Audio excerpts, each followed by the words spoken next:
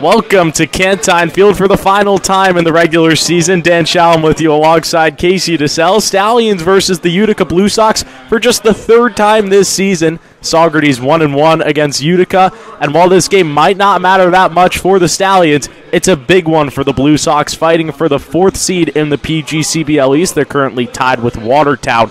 And the winner between those two will get home field advantage in the first round. So a big game for both sides. And if the Stallions can win here tonight, they'll up the all-time win total to 29. Yeah, definitely a big game for the Stallions tonight. I look at this game as kind of like a test for the Stallions. You see, you have the 4-seed Utica Blue Sox coming in. It could be good playoff not playoff experience, but pre-playoff experience for the team they might face in the playoffs. We don't know yet, depending on seeding. But just go out there, play loose, have a good time, and see if you can handle the 4-seed Utica Blue Sox. Yeah, you mentioned that the Stallions are the 2-seed heading to the playoffs. They got the win last night to set the all-time franchise record at 28. Morale has really been high around this squad. Yeah, morale definitely has been high. I mean, after you say like a historic mark like that with the team full of guys that you love, I mean, I talked to Jared May last night in the post-game interview, and he said it feels great to be a part of a historic mark for such a great franchise. I mean, all these guys are working so hard all year long, and it just shows how, and it's come to fruition, and it's just awesome to see. And the other thing we have to talk about, of course, the Stallions hit that 28 mark, like you mentioned, but they want to keep setting the record so that another team in this organization can't catch them in the future.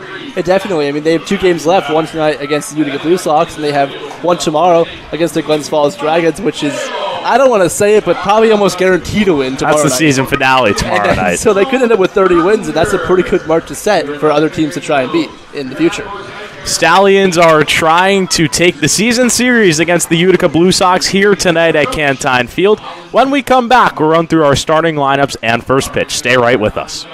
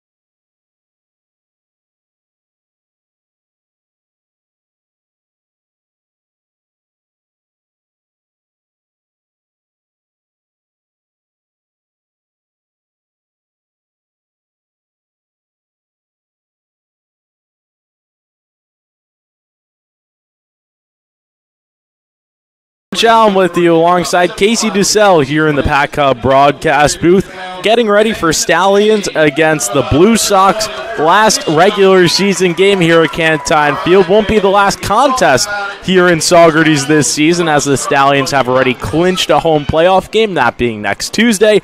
But still lots to chase after for this team.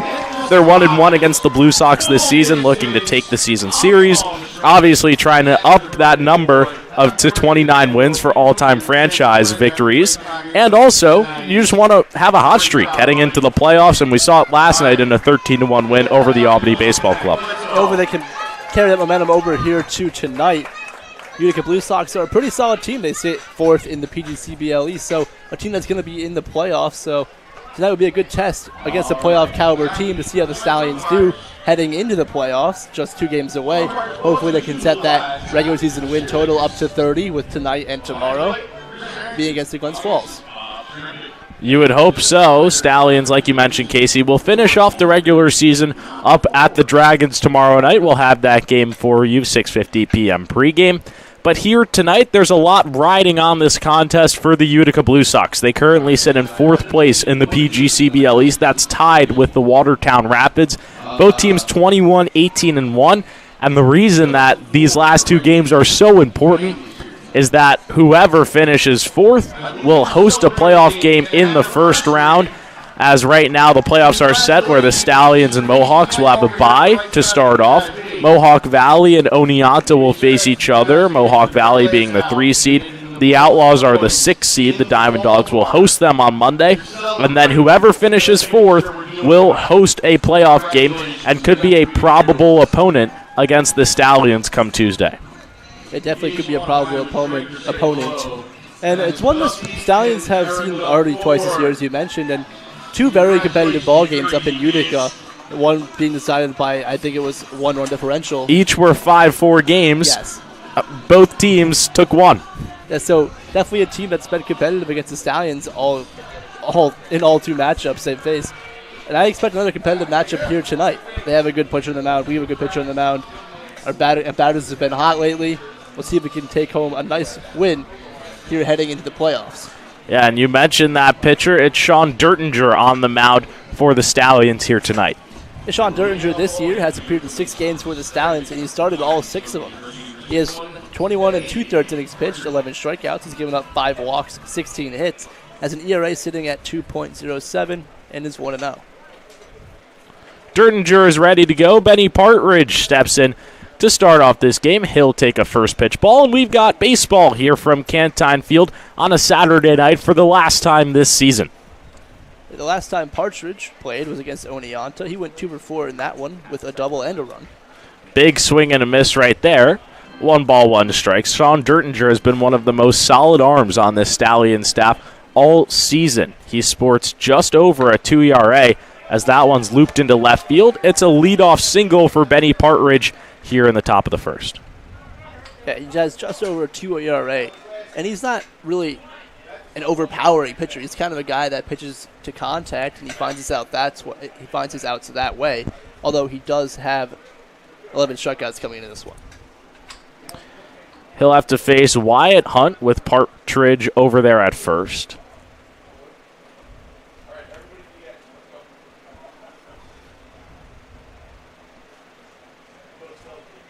Dertinger deals. He misses high and away for ball 1. Wyatt Hunt this year is a .236 batter. He has 16 RBIs in the year and 25 walks, so he's been getting on base a lot. Just hasn't been getting as many hits as the rest of the guys. This one is fouled back. 1-1 count. And those 2 games between these 2 sides were both played up in Utica. Stallions hosting the Blue Sox for the first time this year. And both of those 5-4 games were extremely competitive till the very end, and you would expect a contest here tonight that will be even more competitive given the playoff implications for the Utica Blue Sox. Yeah, I almost wish this was the last game of the season instead of tomorrow against Glens Falls, because realistically the Stallions have had no trouble against Glens Falls this year, and this is more of a test for them, so I think it would be a better game going into the playoffs, but hey, they'll take the Glens Falls matchup tomorrow and hopefully a win with that as well. The off-speed misses upstairs. 3 balls and 1 strike here to Wyatt Hunt. This is rare to see from Dertinger. Usually a pretty controlled guy on the mound. Only has 5 walks coming into this one. That one's chopped foul, and the count goes full for the first time in this ballgame. Wyatt Hutt comes into this one with 14 strikeouts on the year through 30 games. So he's done a good job of staying disciplined at the plate. The payoff. It's fouled off, and we'll do it again at 3 balls and 2 strikes.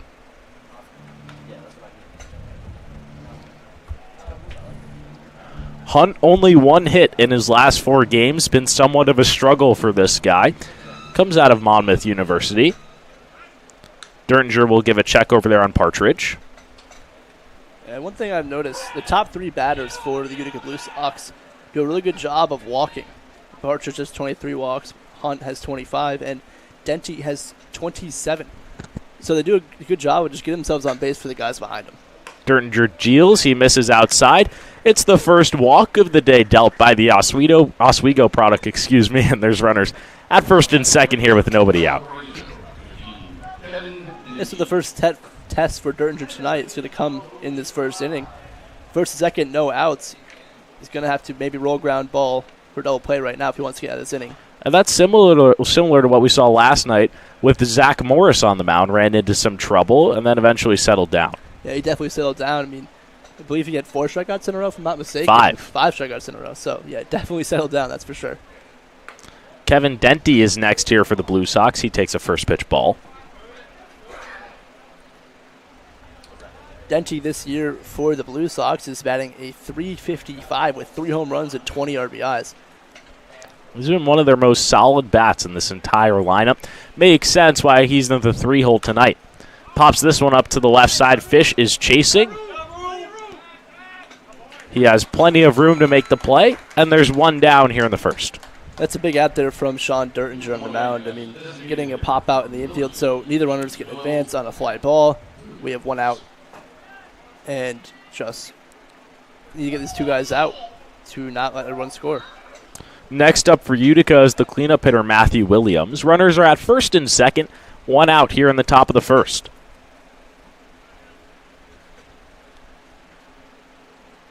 The wind, the kick, the pitch. Lined up the middle. Partridge is waved around third. There'll be no throw from Cuello. The Blue Sox take a 1-0 lead here in the first. It's a very good at-bat there from Matthew Williams. Just very aggressive, sees the first fastball. He gets it, hits it for an RBI single. Mike Benedetto will be next. This is shaping up to be a similar outing for Dertinger like it was for Zach Morris last night. 2 runners on, and the cleanup hitter would hit an RBI single. Yeah, one thing I will note for Dertinger is that his last outing against Glens Falls was his worst outing of the year. He pitched 3 innings in that one, but he gave up 3 earned runs on 3 hits and 2 walks, when the most before that was just 1 earned run.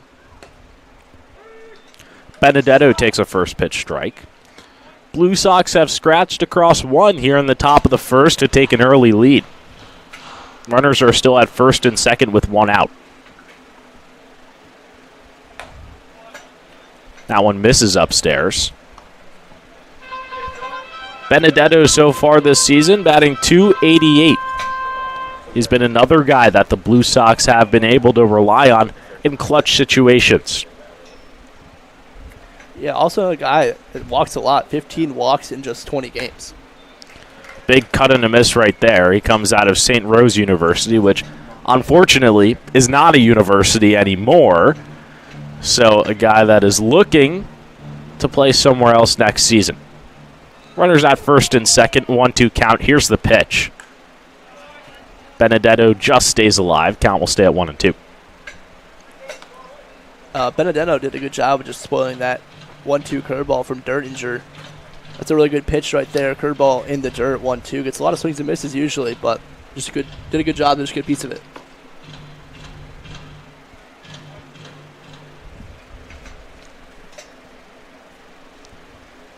Dertinger deals. This one's looped out into right field. Ford is under it.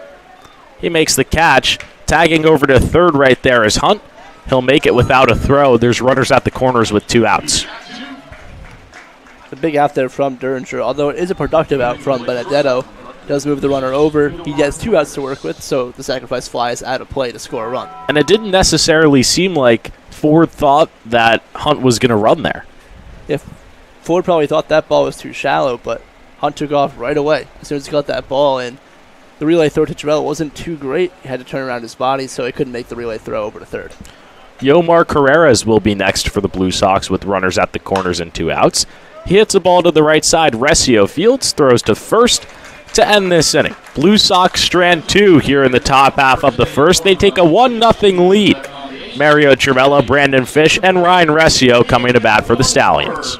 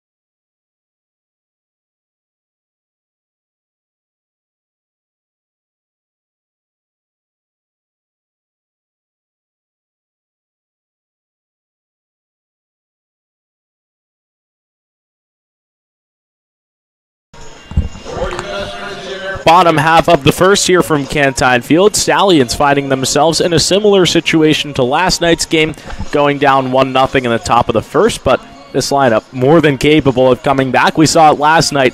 Saugerties putting up 13 unanswered to mercy the Albany Baseball Club, 13-1 in 7 innings.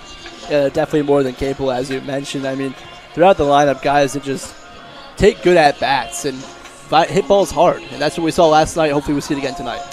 Mario Cervello will lead things off. He's 2 for 3 last night, and in his last 14 at-bats has reached safely 13 times. He's been on fire. Then it's Brandon Fish, Ryan Recio in the 3-hole. It's his first game in 7 days. Then it's going to be Eddie Yaman cleaning up. Andrew Amato in the 5-hole. He went 2 for 5, 4 RBIs, 2 doubles last night, but I talked to him after the game, and he still felt bad about his performance. Speaks volumes to how seriously he takes this game. Then it's going to be Justin Ford behind him, Josh Blackmore, Matt McIntyre, and Mike Cuello to round things out. They'll be going against Anthony Anzaldi. Yeah, Anzaldi on the year has played 6 games, and he started all 6 of them for the Utica Blue Sox. Has 25 1/3 innings pitched, 18 strikeouts. He's given up 13 walks and 23 hits, and has an ERA sitting at 3.19 with a record of 0-0. Cervello steps in. First pitch there for Anzaldi, misses high and away for ball 1. One thing to note was Cervello was in a little bit of a slump not too long ago, but he's really picked things up as of late. I mean, his average was down to the 270s for a minute there. Now it's all the way up above 300 at 303. He's been a beast for this squad. There's really no other way to say it, especially in these last 4 games with the playoffs on the horizon. He's been one of the best hitters, if not the best in the lineup. Yeah, it's nice to see some hitters for the Stallions getting hot just in time for the playoffs. Should make for some very interesting games, very offensive-powered games. 2-1. Misses upstairs. 3 balls and 1 strike here to Mario Cervello. And this is what he's been doing in this hot streak. He's just been getting himself in good hitters' counts. I mean, he is among the team leaders in walks. He might be leading the team at this point. I'm not too sure. He's got 26. He'll pick up number 27 right there. It's a leadoff walk for the Stallions here in the bottom of the first. Yeah, really just a perfect leadoff guy. He's batting 303. I think he's leading the team in walks with 27, and you really can't ask for much more out of a leadoff guy. Brandon Fish will be next. Cervello's at first. Nobody out here in the bottom of the first. Fish has been a monster in just 10 games, batting .375. Yeah, last night against the Albany Baseball Club, he did go 0 for 2, but he was on board twice with 2 walks. And he pokes this one over to third. The throw is dropped by Partridge. Fish will reach on the E5, and there's runners at first and second with nobody out.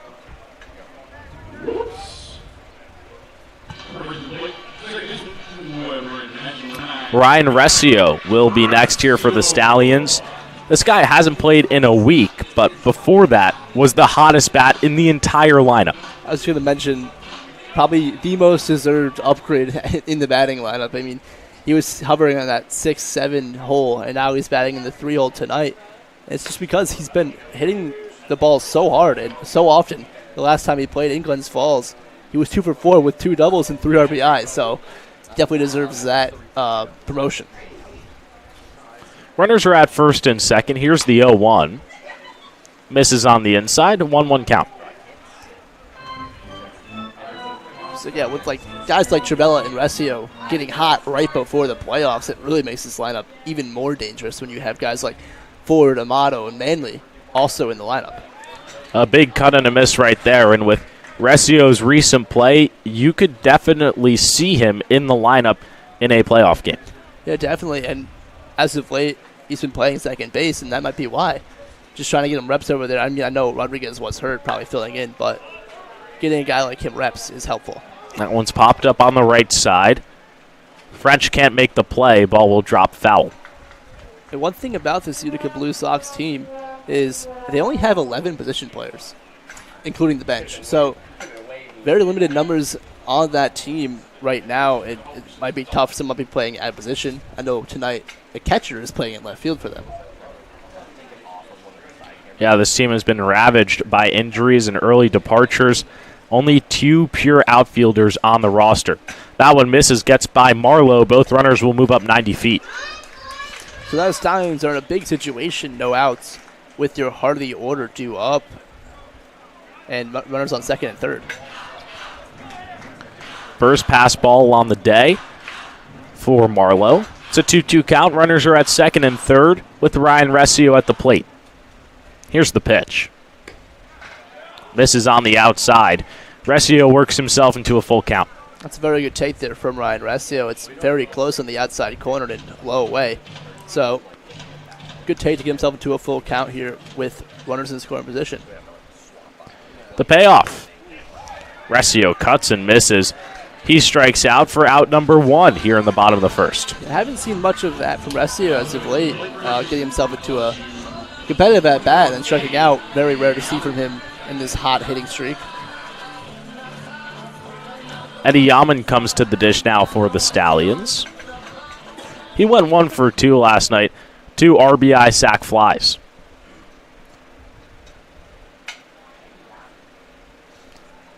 Yaman on the season for the Stallions. He's played 16 games and that's at .234, but 2 home runs and 18 RBIs. He's been really productive in those 16 games.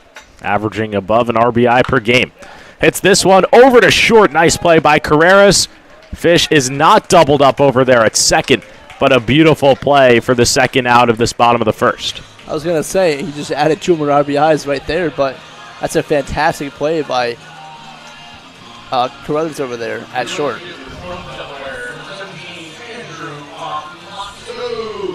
Andrew Amato will be next here for the Stallions.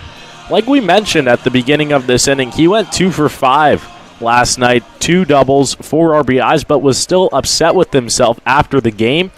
Had multiple chances with the bases loaded. Actually came up as Trivella coming home here. There'll be a play at the plate. He's out. Yeah, unfortunately, Trivella got a late jump on that one, but Marlowe did a good job behind the plate of gathering it quickly and getting it to Anzaldi to retire Trivella at home plate. Yeah, and we take a look back at that play right there. It hit off of Marlowe's glove, similar to what we saw with the pass ball earlier, and he just did a nice job getting it to Anzaldi in time. Unfortunate for the Stallions right there. I mean, had second and third, no outs, and were unable to capitalize.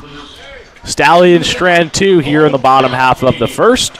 That's been the problem all season for this squad. Utica leading by 1 as we head to the second.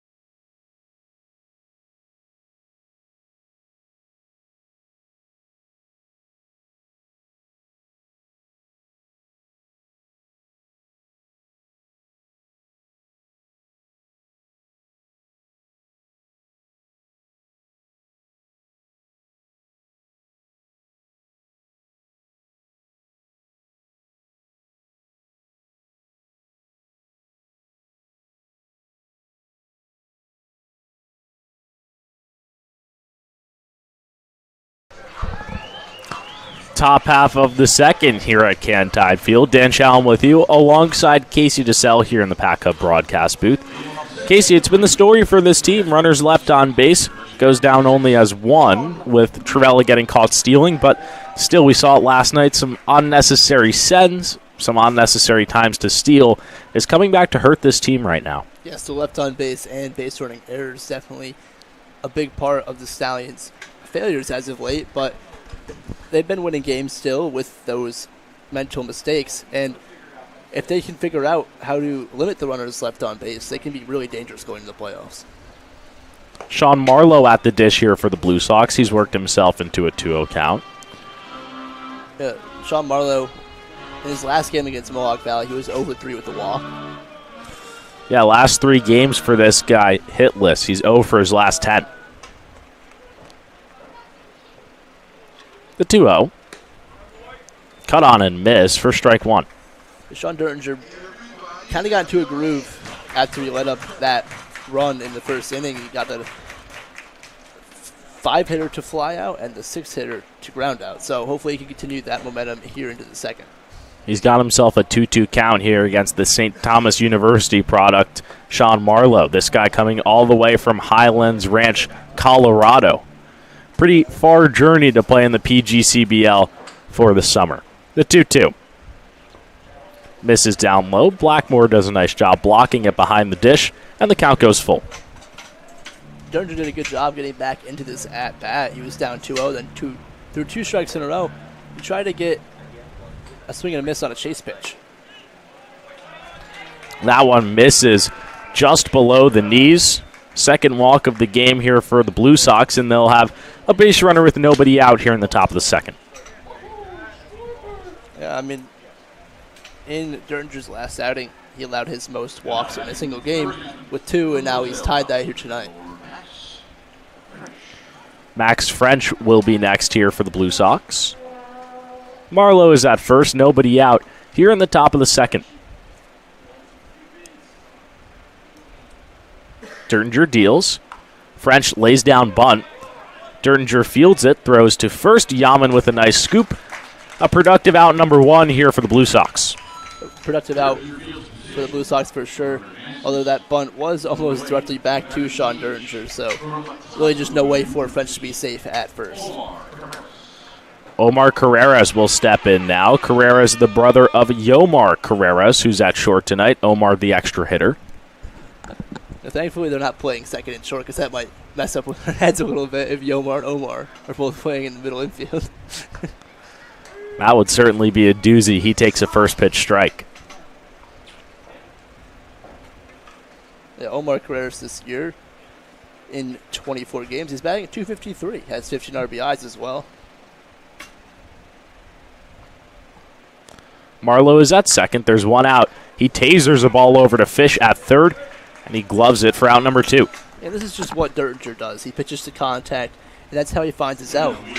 And that's how he got out of the first inning, and that's how he's doing to get out of the second inning right now.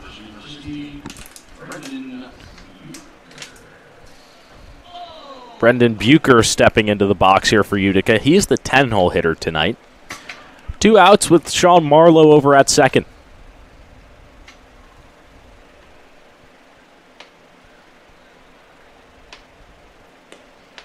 Dertinger misses for ball 1. Blue Sox scoring first in the top half of the first by way of an RBI single from Matthew Williams. They've had a base runner in scoring position in back-to-back innings to start off this ball game.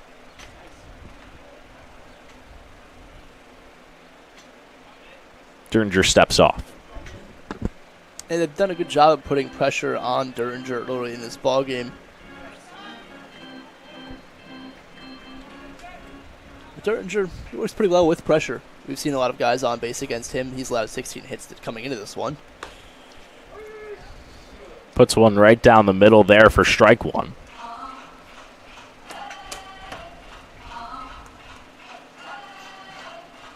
Before his last game against Glens Falls, he only allowed 2 runs to score in 5 ball games. So Bucher fouls that one off to the right side. 1-2 count. Brendan Bucher, also coming from Monmouth University, went 0 for 3 last time he played. That was on July 23rd against Watertown.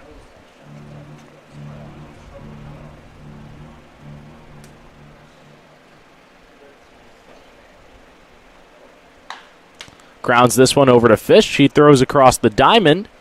It's in time. Utica strands one here in the top half of the second, but they still lead it by one as we head to the bottom half. Stay with us.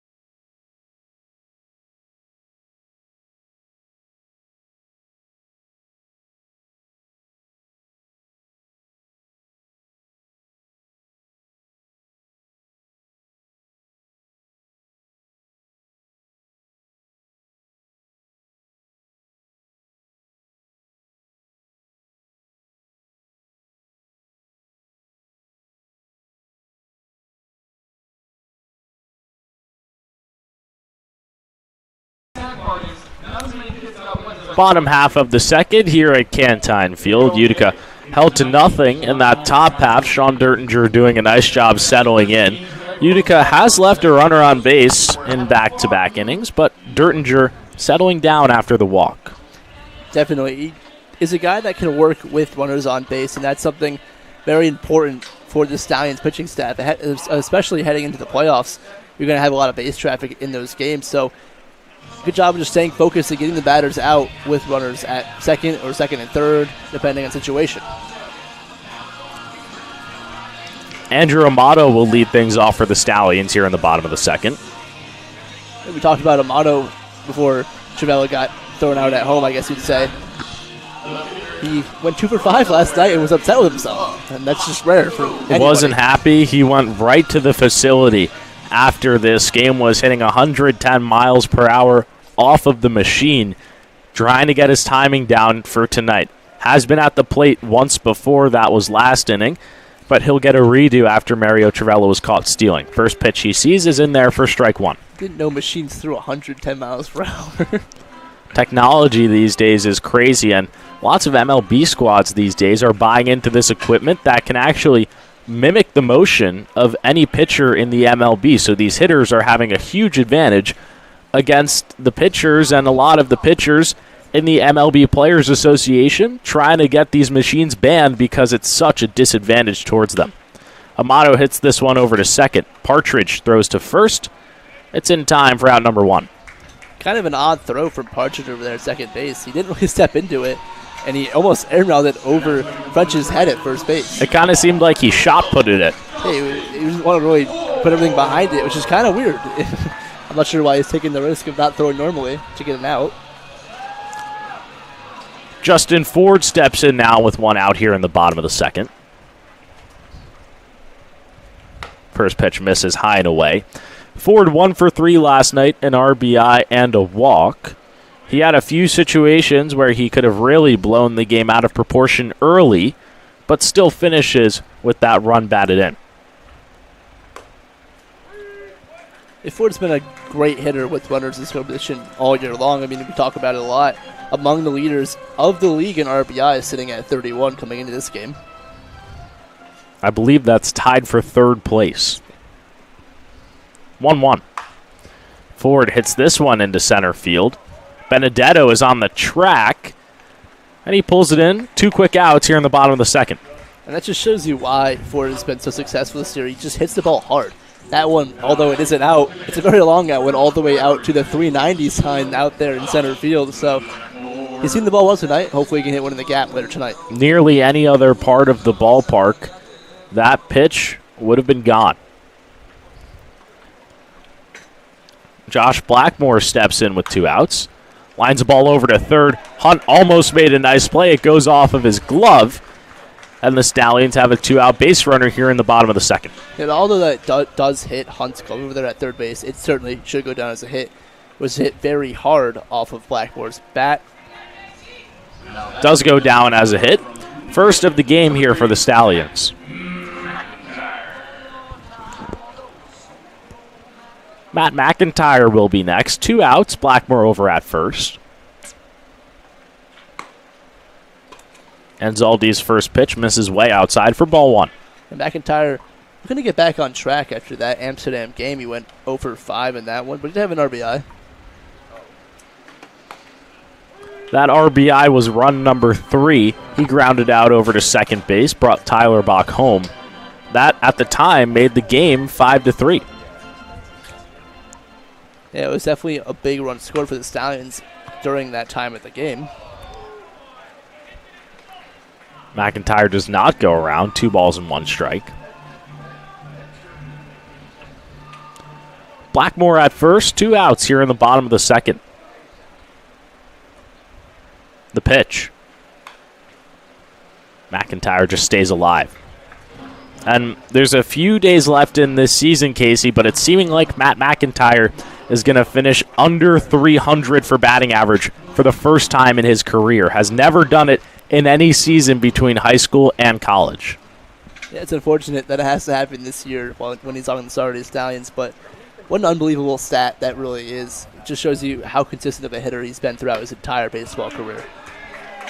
He gets caught looking to end off the bottom of the second. Stallions strand 1, still haven't scored anything as we head to the third.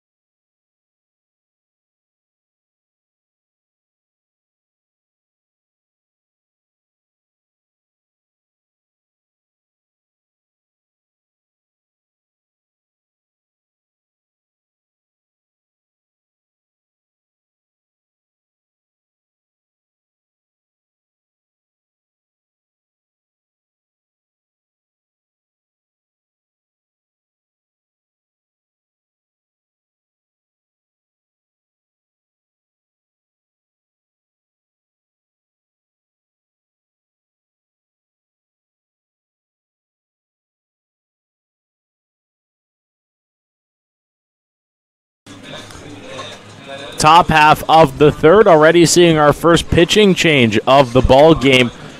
Sean Dertinger is out. We saw this last night, Casey. Each guy going maximum 2 innings. So Dertinger will come out ahead of the playoffs next week, and Ben Keefe is on to pitch. Yeah, Ben Keefe for the Stallions this year. He's appeared in 10 games for the Stallions, only started 2 of those. Has 21 innings pitched, 23 strikeouts. He's given up 10 walks, 21 hits, and has an ERA sitting at 3.85 with a record of 0-1.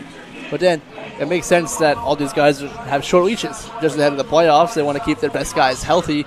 Dertinger certainly is one of their better guys on the mound, so keeping him low pitch count so they have a lot of energy going into playoffs and their arms aren't sore is a good thing. He leaves with a final line of 2 innings pitched, 2 hits, 1 earned run, and 2 walks. That's the first appearance for Ben Keefe in 6 days. Yeah, his last appearance was against Amsterdam on July 21st. In that one, he pitched 3 solid innings. No runs given up, just a hit, 2 walks, and 3 strikeouts. Yeah, he came in after the disaster outing from Matt Drillings in which he let up 7 earned runs. Pitched the 7th, 8th, and 9th, not giving up a singular score. First pitch that he deals here tonight is in there for strike 1. Yeah, so Ben Keefe doing a good job against a really strong team. That's something you like to see from your pitchers heading into the playoffs. And Keefe as well has a big frame, and it helps out that he's a lefty. Gives the Stallions another weapon out there in the pen. Yeah, definitely having those lefty arms is crucial, especially facing teams like the Mohawks who have a lot of lefties. This one's hit out into left field. Amato coming on. He retires Benny Partridge for out number 1 here in the top of the third. So Ben Keefe picking up right where Dertinger left off. These pitch to contact, get outs, and right there he just pitched a nice fastball that he gets Partridge to get under for a flyout. Wyatt Hunt will step in now with 1 out. Hunt walking in his first at-bat, that being in the first inning. Wouldn't come around to score. Did get over to second, though.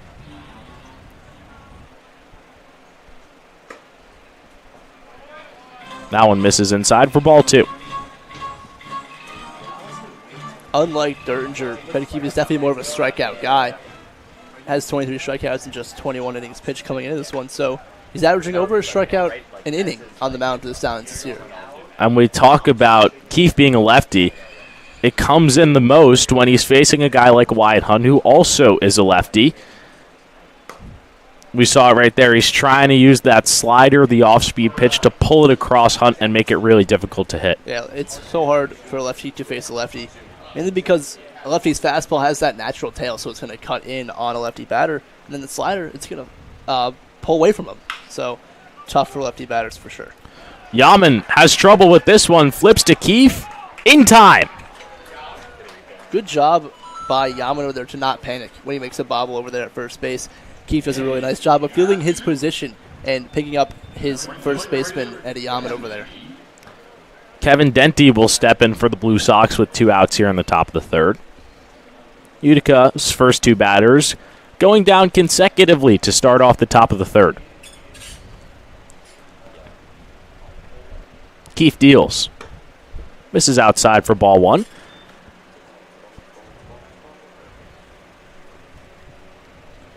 And we look back at that play there by Yaman. Did a really nice job just being athletic. Didn't let the bobble get to him. Keefe finds the zone. It's 1-1.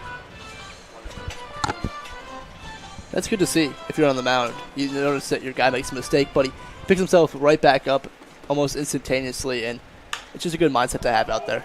This one's popped up into right field. Ford is under it. He makes the play. Utica goes down 1-2-3 here in the top half of the third.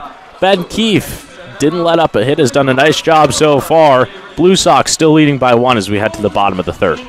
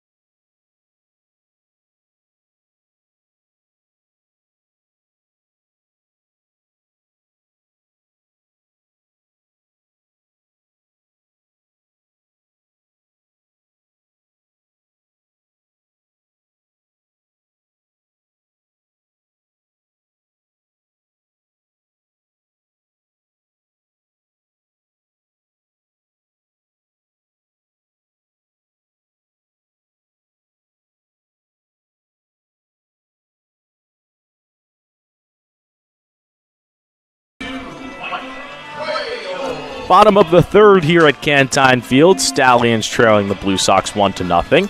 And it took Saugerties a little while to get on the board last night. Trailed 1-0 all the way to the bottom of the third. Would tie the game at 1. We'll see if this story is the same here tonight. Mike Cuello to lead things off. He hits it over to Hunt. He can't come up with it. He'll reach on an E5. That's the second E5 of this ball game, and the Stallions have a base runner with nobody out. And if I'm not mistaken, I believe when the Stallions scored it in the bottom of the third last night, Cuello was a part of it. I believe Cuello started off the inning with a single, so okay. Nearly the same tonight. He gets to first base. Yeah, so almost a repeat of last night. And, of course, that brings up one of your best hitters in this lineup, Mario Trivella. Lineup flips around. Trivella walked in his first at-bat. Pops this one up to the right side. Partridge going back on it. Makes the play. One down here in the bottom of the third. Unfortunately, Trivella, although he's been phenomenal in the last however many games, I mean, that 14 at-bats, 13 on base, that's an impressive stat. And right there, it just gets under a fastball he really like to hit, but can't have everyone. Can't have every at-bat go your way. Brandon Fish will step in next. He also reached on an E5. That coming in the first inning. First pitch from Anzaldi misses inside for ball one. So far tonight, Hunt already has 2 errors. Rough night for him over there at third base. If we were playing the Mohawks, Keith Griffin would have already pulled Hunt out of this ball game. Yeah, Hunt would have probably been on the bus back home by now if we were playing the Mohawks. Fish fouls that one back. 1 ball and 1 strike. Cuello at first. 1 out here in the bottom of the third. Stallions trying to tie up this ball game. While this game may not matter for playoff seeding, Stallions still searching to up their overall win total to 29. Every win that they collect with 2 games left here in the regular season will set the all-time record even higher. Cuello goes to second. Here's the throw down. Not in time. Cuello steals. That marks his 9th of the season, and there's a runner in scoring position for the Stallions with 1 out. That ties the team lead with Tyler Bach, who also has 9 stolen bases this year. Now Fish tasked with bringing Cuello home from second. 2-2 count. And Zaldi deals. Just misses upstairs. The count goes full. It's a good take there from Brandon Fish. Fastball very close to the zone, but Fish does not take the bait. Maybe if we were in the water, the line would have drawn a little bit. He strikes out right there for out number 2. It's a good job from Anzaldi to not panic in that 3-2 count with the runner on second base right there. Makes a good fastball pitch on the outside corner. It gets Brandon Fish to swing and miss. Fish, he bited at that one, I'll tell you that much. Ryan Resio will be next with 2 outs. Did you say it was a lure or maybe a worm? This one's popped up on the infield. French calls it. Nearly dropped it, but he makes the play for out number 3. Stallions strand 1 here in the bottom of the third. They've stranded a base runner in every single inning of this ball game. Utica leads by 1 as we head to the 4th.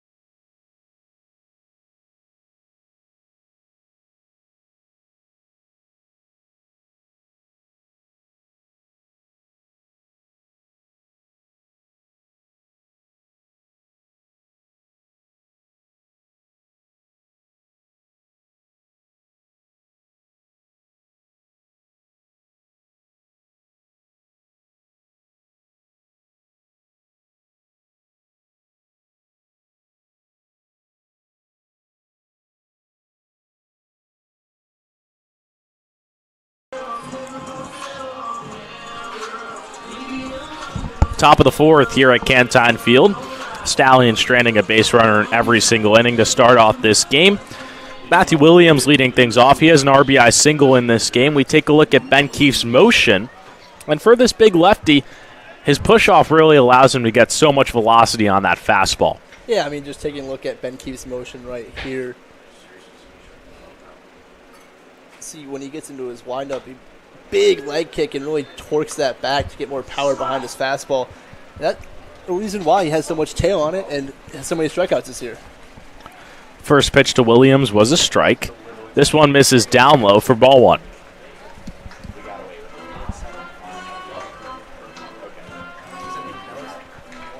Williams bringing home the only run so far in this ball game, that coming in the first. Hits this one into center field. Cuello coming in. He makes the play for out number one. Cuello out there in center. Looked like he thought that ball was going over his head to start, but then realized it wasn't going that far. Made the adjustment and came in to make the catch.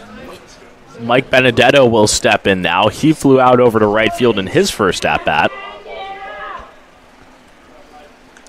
Utica leading by one. Stallions only have one hit on the board so far. Need to start getting the offense going.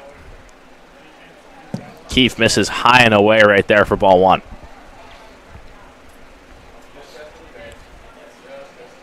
Ben Keefe, even though he averages over a strikeout an inning coming into this one, no strikeouts so far, just 4 putouts. He's retired 4 straight batters to start off his relief outing. 1 ball, 1 strike here to Mike Benedetto.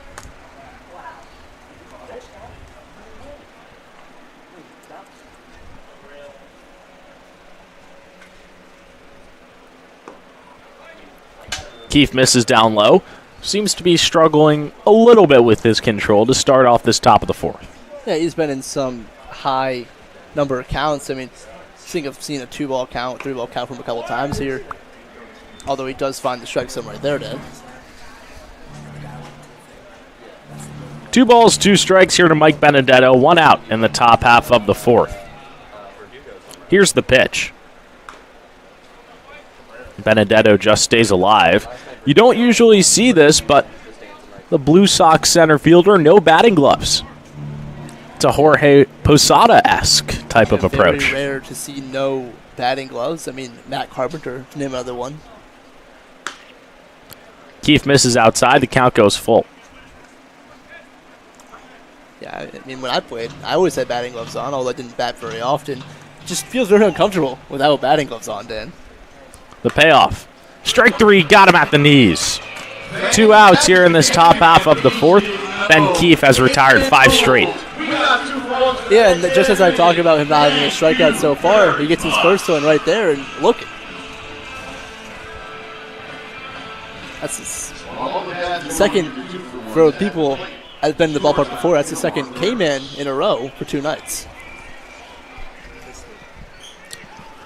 Yomar Carreras comes to the dish with 2 outs.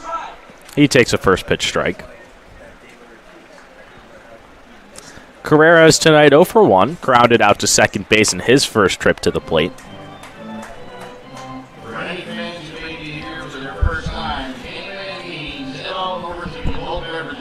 And after Keefe gets that first strikeout, I mean, just a major confidence boost to the mound for him. He can really just pitch whatever he wants with efficiency. And we saw that with Zach Morris. Once you get that first K, maybe find yourself in a groove and really aren't afraid to attack the zone. It definitely helps when it's backwards as well. 1-2. Chop to the left side. Fish charges. He throws across the diamond. Yaman makes a nice stretch. And the Blue Sox go down 1-2-3 for the second consecutive inning. Ben Keefe has retired 6 straight batters. Blue Sox lead 1-0 as we head to the bottom of the fourth.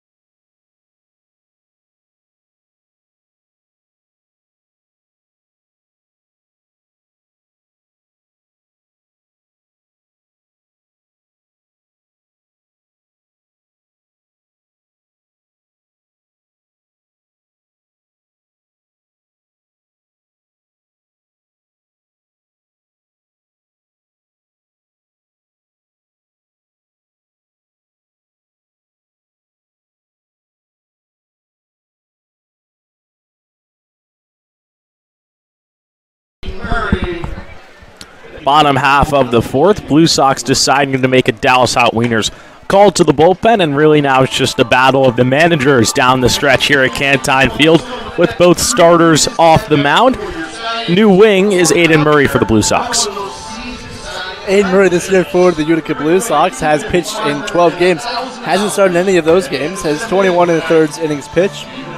23 strikeouts. He's given up 13 walks, 16 hits, and has an ERA sitting at 4.64 with a record of 1-0. And we know that Utica was going to be very conservative about how long they want to let their pitchers go tonight. Anthony Anzaldi in his last start went 6 innings, but with the playoffs looming and them having to play in that first round, you got to rest your arms. And so same thing as the Stallions did. Anzaldi, one of their better arms on this Utica Blue Sox team, so very smart decision from their head coach to only allow him to pitch 2 innings tonight, get him good experience against a pretty good hitting team, and rest up for the playoffs. And you mentioned that pretty good hitting team. Stallions tonight, only 1 hit, 3 left on base. It's been a struggle out there. Yeah, it definitely has been a struggle, although we have hit balls in play. They've gotten aboard twice from 2 different errors at third base. And we also have 1 walk on the night. So we've been on base. There's only 1 hit, though. And you mentioned putting balls in play. Eddie Yaman smoked one over to shortstop in his first at-bat, but Carreras made a beautiful jumping catch to deny him of a base hit.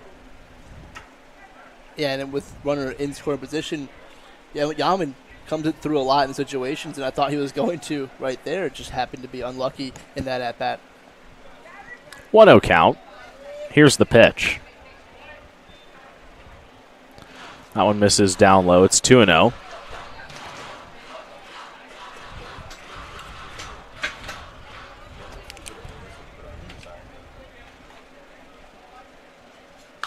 Yaman chops this one right over to Carreras.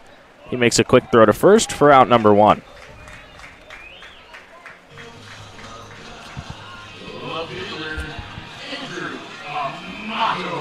Yeah, it looks like Eddie Yaman just got on top of that fastball there and chopped it over to Carreras at short for an easy out. Yaman's been making nice contact with the ball, and we talked to him after the game last night. He said he just needs to see one fall in the green grass.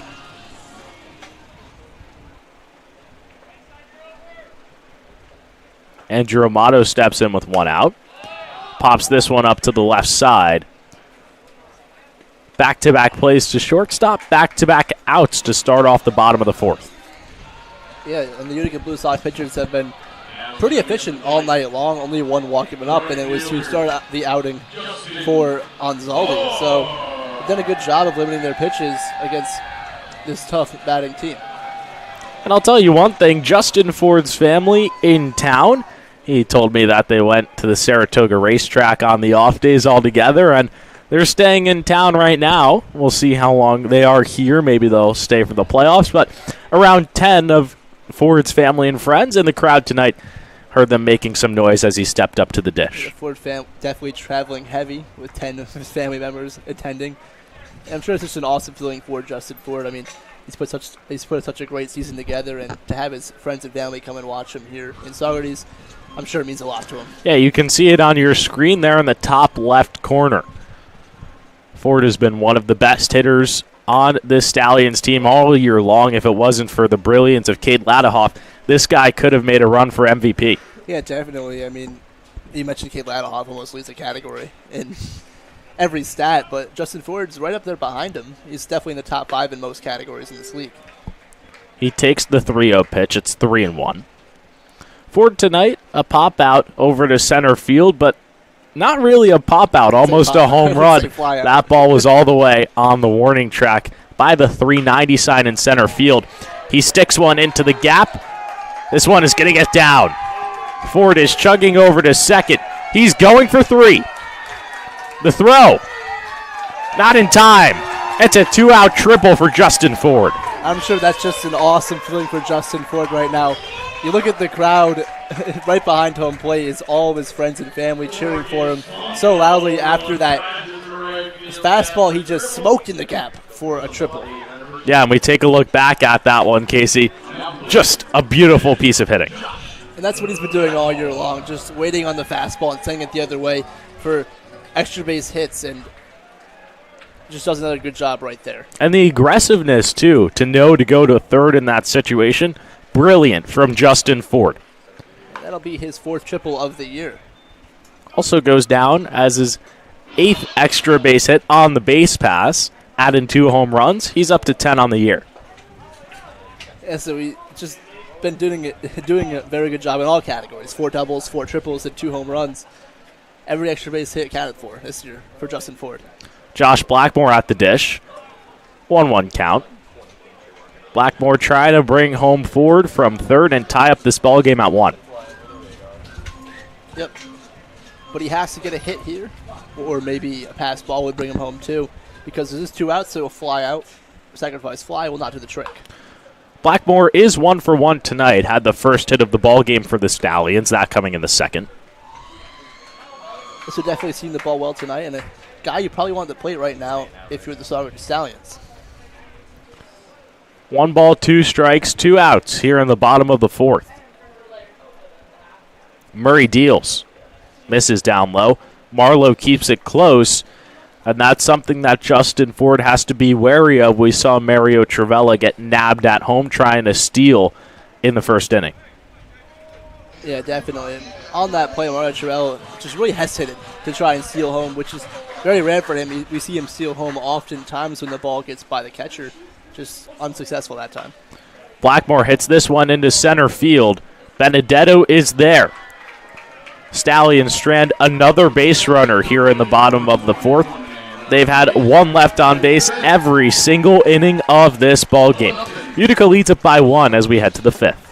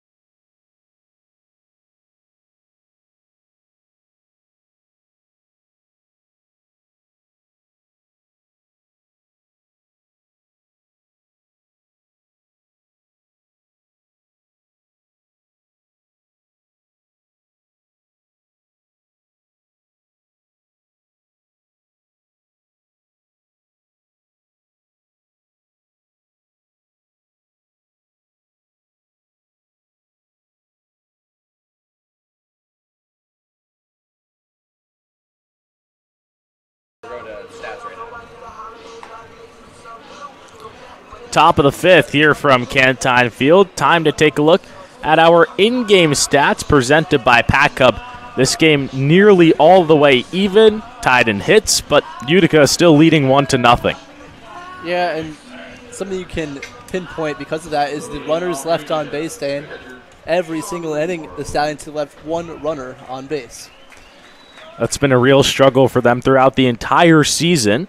Sean Marlowe digs in here for the Blue Sox, and that's something you have to be wary of if you're head coach Colin Martin. Headed to the playoffs, you can get away with it in the regular season with the amount of wins you've already amassed, but every game they're going to play in the playoffs is 1 game elimination up to the championship, and that can really come back to bite you. Yeah, it definitely can. I mean, one thing I was just going to say is I'm not sure if I want to face the Blue Sox in the playoffs. They've played 2 close games against the Stallions already this year, and it looks like we're shaping up to be another close battle here tonight.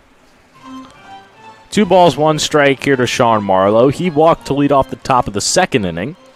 Got over to second base, but was never brought home. He cuts and misses for strike 2.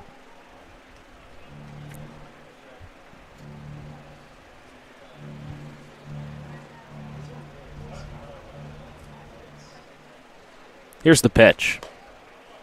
Misses down low. The count goes full. Yeah, you watch Keefe's pitching motion. We went over it in the last top inning. He really uses all of his legs. He gets a lot of power behind his pitches because of it. That one's just chopped foul. Blue Sox have 1 run, 2 hits on the board, all of that coming in the top half of the first. They've been held hitless for 3 innings, and their last 6 batters have gone down consecutively.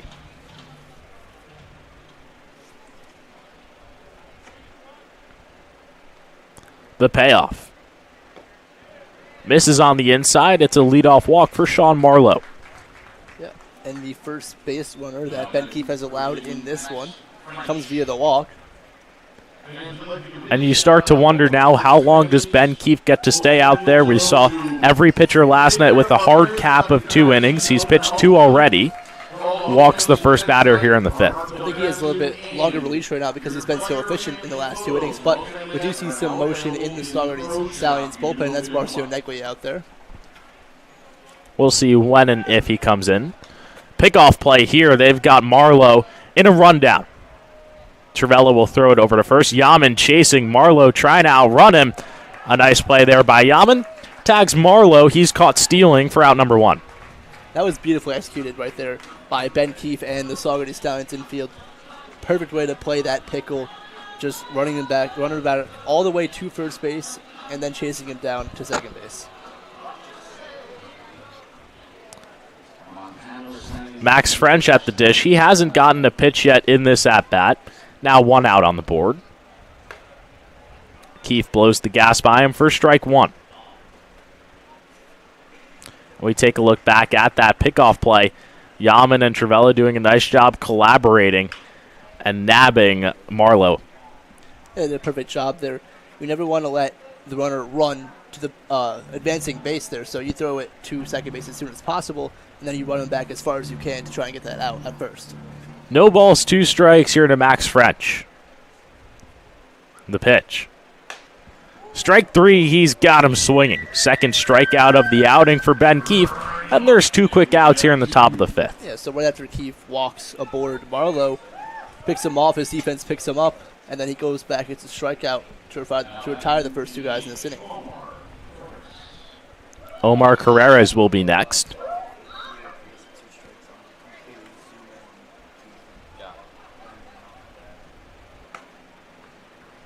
He takes the first pitch upstairs. Blackmore couldn't glove it. Utica has now had 8 straight batters go down if you throw in Marlowe's caught stealing. Yeah, I mean, Keefe's been very efficient out there on the mound. They haven't all been strikeouts, just 1 strikeout, 3 flyouts, a couple ground balls. Another pop-up right here. Ford is under it. Utica goes down 1-2-3 for the 3rd consecutive inning. Ben Keefe doing a beautiful job, keeps the Blue Sox lead at 1 as we head to the bottom of the 5th.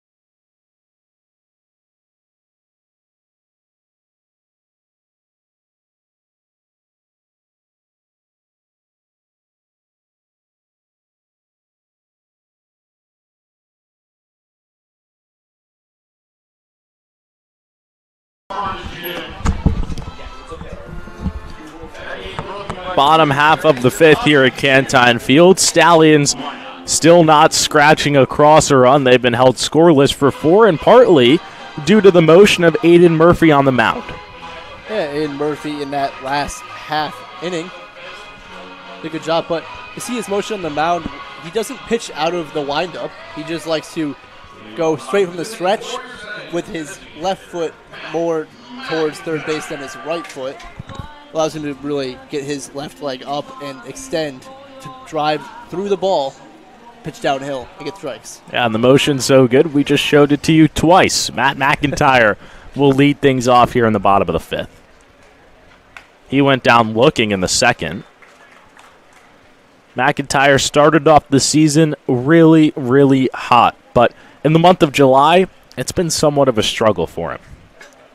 It's definitely not the same hitter he was in June, but he does find some good nights here and there, some multi-hit nights. It's not like he's having a horrible July, just not as good as his June. 1-1 count. Hits this one into left field. Bucher is under it, and he's got it for out number one.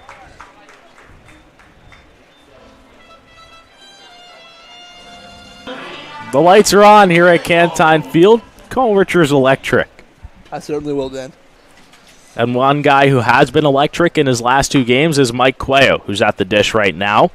Reached on an E5 in his first plate appearance and also went 2 for 3 last night with a walk. And it's really good to see from Mike Cuello. I mean, one thing that stuck out from him all year long is the amount of strikeouts he has. He is third in the league with 38 strikeouts, and if he can find a way to limit that, it'll be huge for the Stallions, especially going into the playoffs. Especially with his defensive prowess out there in center field, they really want to use this guy if possible. He fouls that one off. 1 ball and 2 strikes. This is a count Mike Cuello often finds himself in, down in the count early, and it's a reason why he has so many strikeouts this year. The 1-2. Misses down low. 2-2.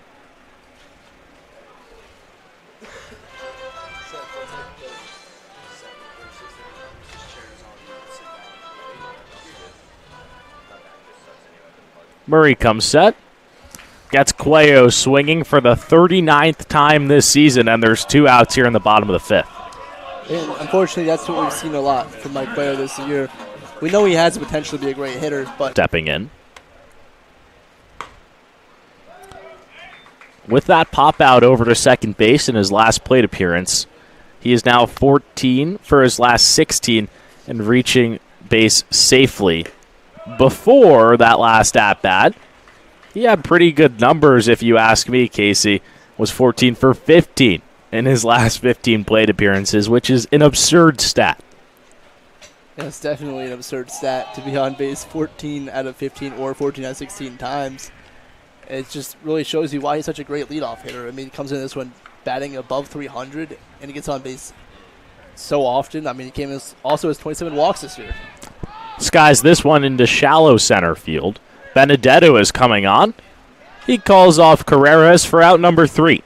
Stallions go down 1-2-3 here in the bottom half of the fifth. Utica still leads 1-0 as we go to the sixth.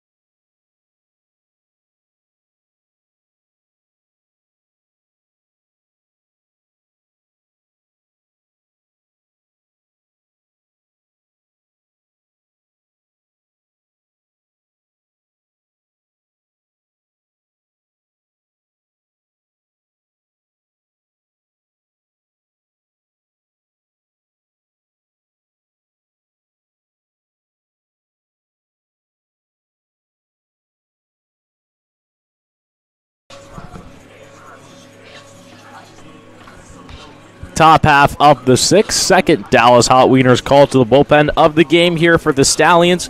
Marciano Neglia is on to pitch in relief for Ben Keefe.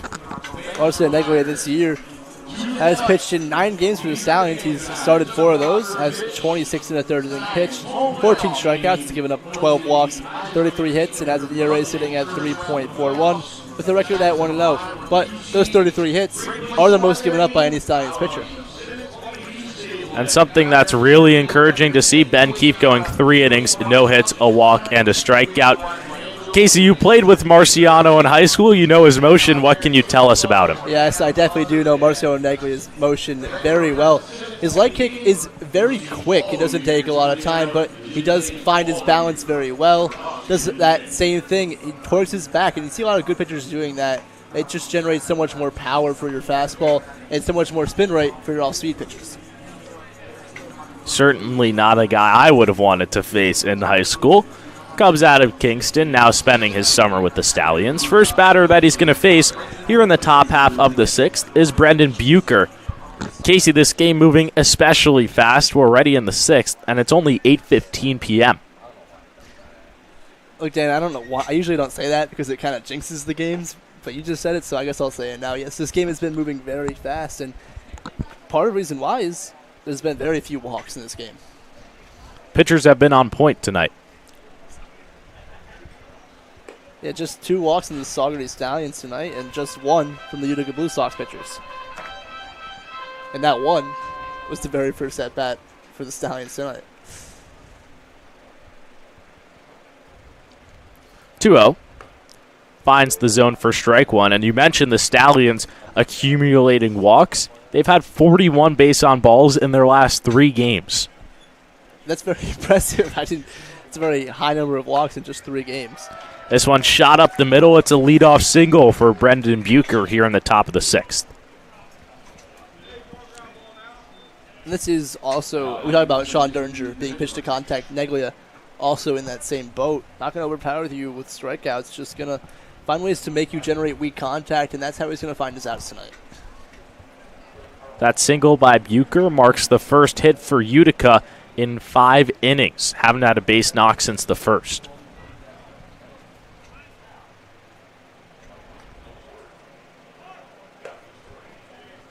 Top of the lineup, Benny Partridge at the dish. Looked to lay down bunt right there, but pulls it back. A good decision to pull back that bunt. The pitch by Neglia was almost in the dirt in a way, so it would have been really hard to bunt that for a sacrifice or a hit. 1-0 misses downstairs. It's 2-0. We've seen Utica with a runner on first go to the bunt tonight. Definitely playing small ball. They know how valuable this game is to the franchise, trying to host a home playoff game. Going to second is Bucher. Here's the throw down by Blackmore. It was a laser, just a little bit offline. It's a stolen base for Brendan Bucher. Yeah, definitely. Blackmore had made a good throw there. It was just a little bit to the right of, I think, Trivella was the one fielding that. It was Resio, I believe, Resio? yeah. Okay. Yeah, it was too far to the right, so he couldn't get the tag down in time. 7th stolen bag of the season for Brendan Bucher. This one's skied into right field. Ford coming on. He'll make the play. No tag right there. And there's 1 out here in the top of the 6th. That's certainly a big out for Neglia on the mound right there. Getting that weak fly out from Partridge and keeping Bucher at second base without advancing. Wyatt Hunt will be next here for the Blue Sox. And it's interesting right there. You saw a 3-0 swing out of Benny Partridge. You would think he would be taking all the way. Yeah, especially because he only comes to this one batting at 237, and he has 23 walks. So I'm not really sure why he's swinging there 3-0. Neglia deals. This one's hit to the left side, foul. On that. Let's go back to that fly out to right field there, and Neglia just generating weak contact. And as I mentioned, that's what he's going to try and do. He does not strike out a lot of batters, although he does have 14 strikeouts on the year. On that foul ball right there from Hunt, very weak contact. Final home game of the year here for the Saugerties Stallions. They're trying to notch win number 29 of the year and take the season series against the Utica Blue Sox. tied at a game apiece. Both of those games being played in Utica. So first time Stallions are hosting the Blue Sox. And this is a team they could very well see in the postseason next week. Yeah, and both those games were a one-run differential. One loss for the Stallions, one win. And right now, it's a one-run differential. 1-0 Blue Sox in the top of the 6th inning. Bucher leads off of second. Here's the 0-1. It misses upstairs. And you look back at the Blue Sox playoff history, they made it into the postseason last year. They took down Mohawk Valley in the first round 3-2 before falling to the Amsterdam Mohawks 3-2 at Shuttleworth Park. 1-1 is skied over to right field. Ford is on it. Bucher will tag. There'll be no throw. Blue Sox will have a runner at third with 2 outs here in the 6th. Although the runner, Bucher, does advance to second base right there, it's another big out for Marcel Neglia because right now it takes away the sacrifice fly to score a run for Utica in this inning. And just to go back to those postseason stats that we mentioned right there, this Utica team is used to playing in big games, nearly knocked off the Mohawks last year, and they would have hosted the Stallions in the playoffs. They definitely would have hosted the Stallions in the playoffs if they went on to beat Amsterdam, but as we all know, beating Amsterdam in Shuttleworth Park is the hardest thing to do probably in the PGCBL. And the interesting thing about Amsterdam's run last year is that in both the playoff games leading up to the championship, they only won by 1 run. With the exact same score, too. They won 2-3. Well, against the Stallions as well, to go to the championship, they took down Saugerties by 1 run in the PGCBL East Final. It really just shows you that all the teams come to play in the playoffs in the PGCBL. 1-1 count here to Kevin Denty. 2 outs in this top of the 6th.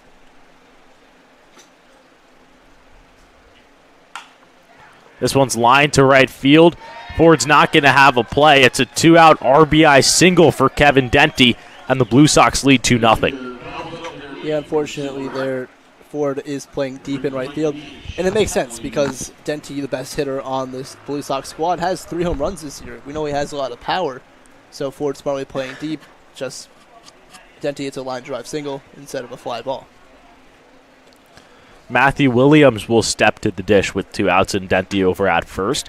He's the other member of this Blue Sox squad that has an RBI single in this game.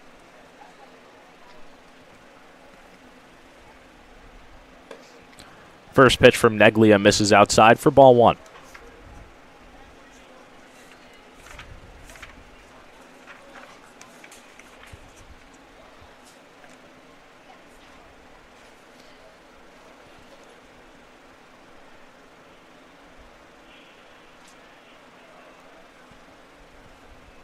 The 1-0. That one is hit a long ways to left field. It just curves foul. If that ball was 5 feet to the right, would have been a 2-run shot for Matthew Williams. Yeah, that ball was hit. That ball was hammered out there to left field. It landed in the Stallions bullpen. So that's a bomb out there. If it was fair, it definitely would have been gone. Thankfully for Neglia, it goes left of the foul pole out there. That ball was crushed. Williams just a little bit ahead. So 1-1 count. If you're Neglia, you note that. You throw your off-speed pitch right now, and he'll be ahead of it. That pitch misses at the knees. 2 balls and 1 strike. Very close pitch there from Marcin Neglia on a 1-1 count. Looked like right at his knees, just didn't end up falling his way.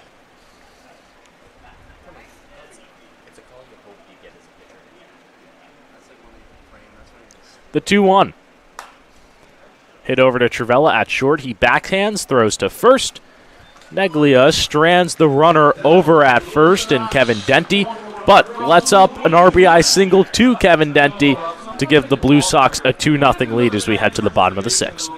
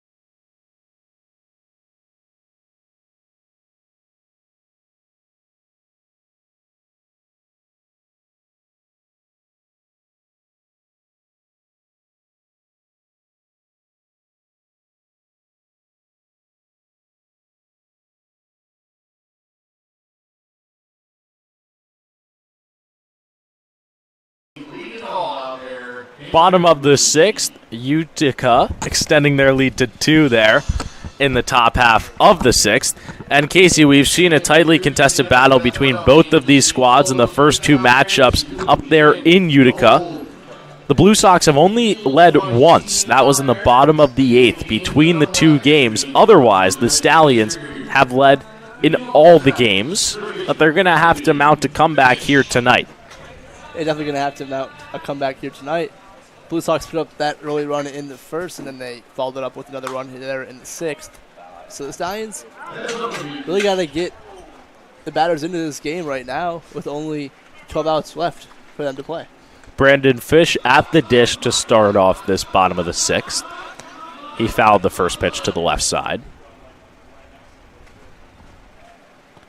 Aiden Murray is out there for his 3rd inning of work. Deals an 0-1. Ball 1. Counts 1-1. Brandon Fish has not gotten a hit in each of his last 2 games played. Last night against Albany and against Amsterdam on Tuesday.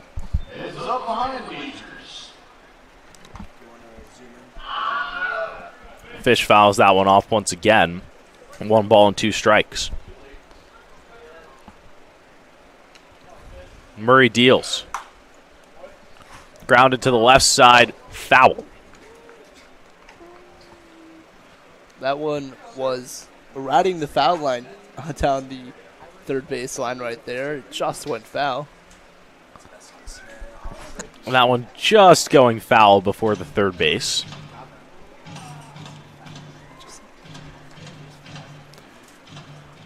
Fish will get another crack and a 1-2 count.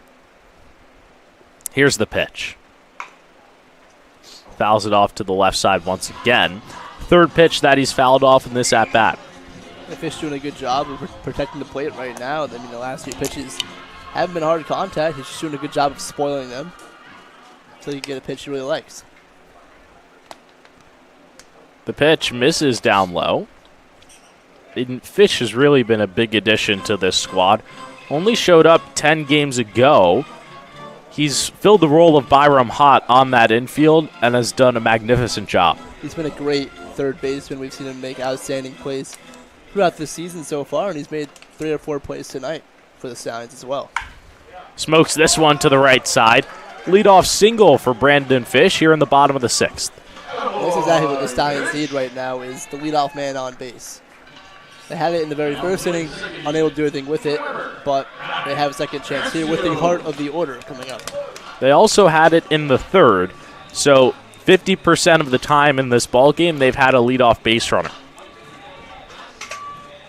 Ryan Rescio will step in now. First pitch he sees misses upstairs for ball 1.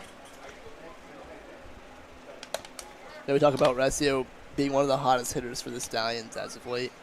And you pair that with Trivella, who's also been hot at the plate, and Brendan Fish, a new addition to this team as of late. Really just building this lineup come playoff time. It's going to be really dangerous for pitchers to go against. Rescio searching for a base hit here in the bottom of the 6th. He's 0 for 2 tonight.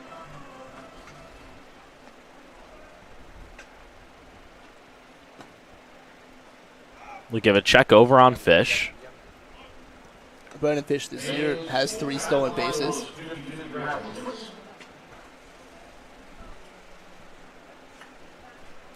Two balls, no strikes. Here's the pitch.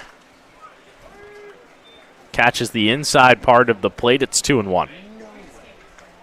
Rescio in a good hitter's count right now in a 2-1 count. Fish is at first. We'll give another check on him. The ball actually ends up deflecting off of him. Unfortunately for Fish, it hit him, but if it didn't hit him, it would have gone right by the first base bag, and he probably would be standing at second right now. It's the second pickoff move we've seen by Murray in this at-bat. This one runs in and nabs Rescio. First hit by pitch of the ball game. And there'll be runners at first and second with no outs for Eddie Yaman. And that's what happens when you maybe have too much focus on the runner at first base. You kind of lose focus of the batter, and he has some control issues, and right there you see it. He hits Ryan Rescio in a 2-1 count. maybe just too focused on Fish over there at first. So now a guy who's been struggling as of late comes to the plate.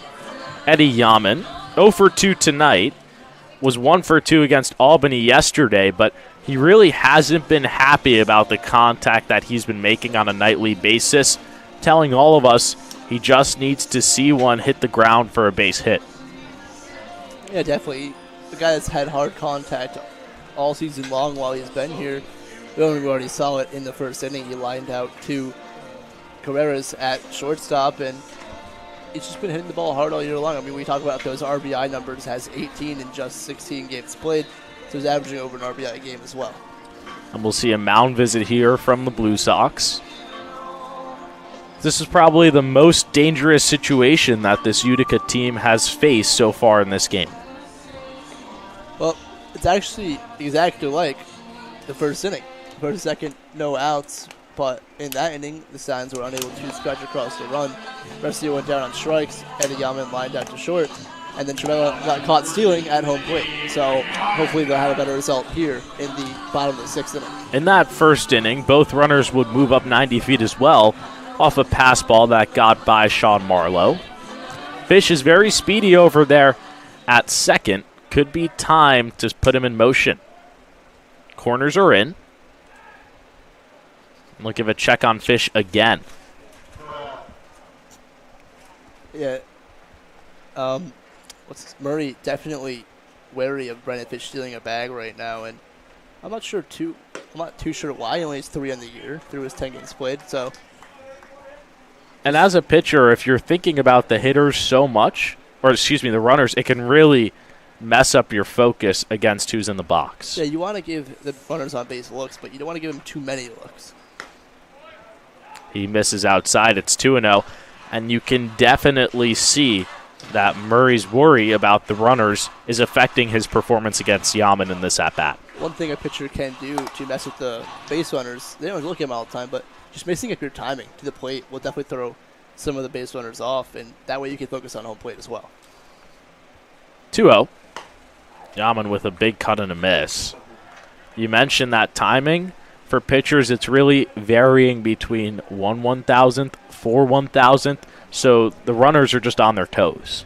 Yeah, definitely. Just mixing up your looks is a big part of it, but also the timing too. And if you can do a good job of both, it makes it very hard. Yaman just knocked that one off the bat. Carreras makes a diving play for out number 1. Fish gets back to the bag in time. So it looked a little odd out there, but I'm pretty sure what they're ruling it is Carreras caught the ball and tried to flip it to Partridge at second base, so it's on the transfer, not on the catch.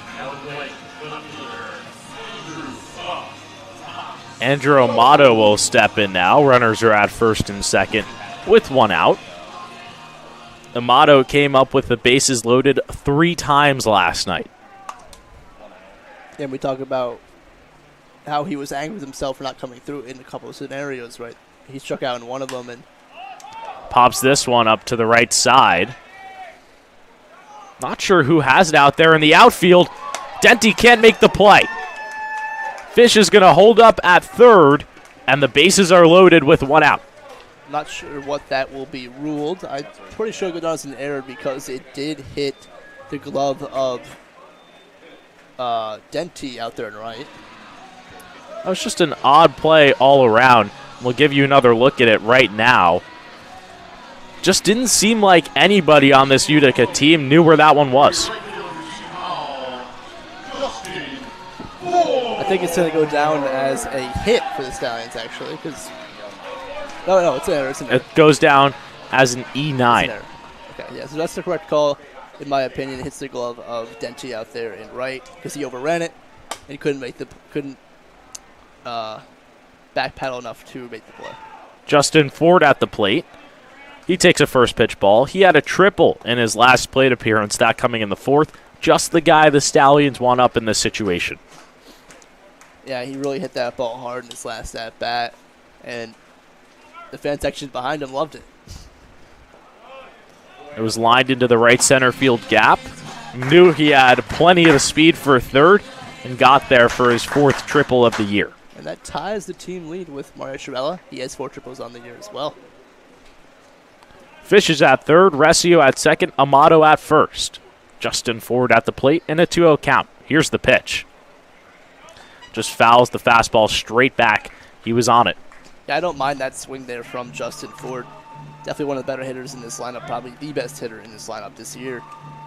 2-0 pitch, gets a fastball. Hey, why not take a rip at it?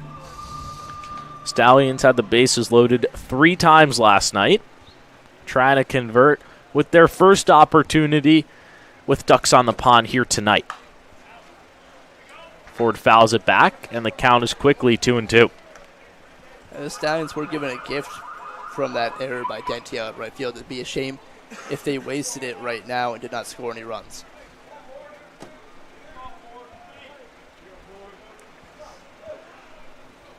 Two balls, 2 strikes. Bases full of ponies, 1 out here in the bottom of the 6th.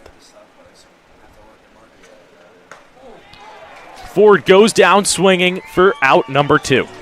So now it's all up to Josh Blackmore, who does have a single in this one to bring across the first run for the Stallions tonight.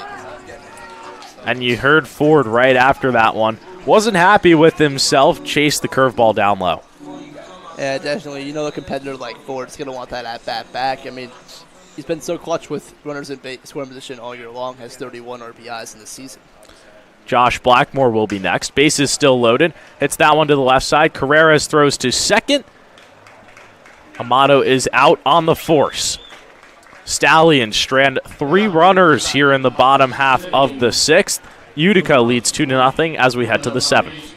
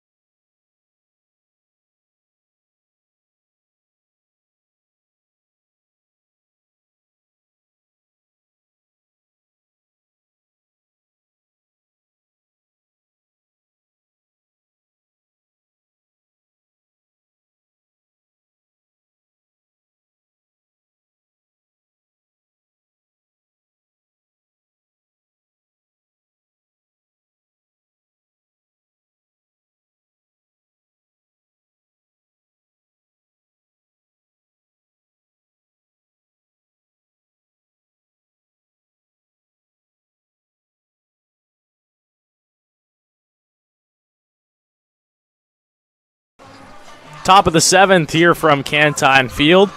Casey, if the Stallions go on to lose this ball game, they're going to be thinking about that chance leaving the bases loaded.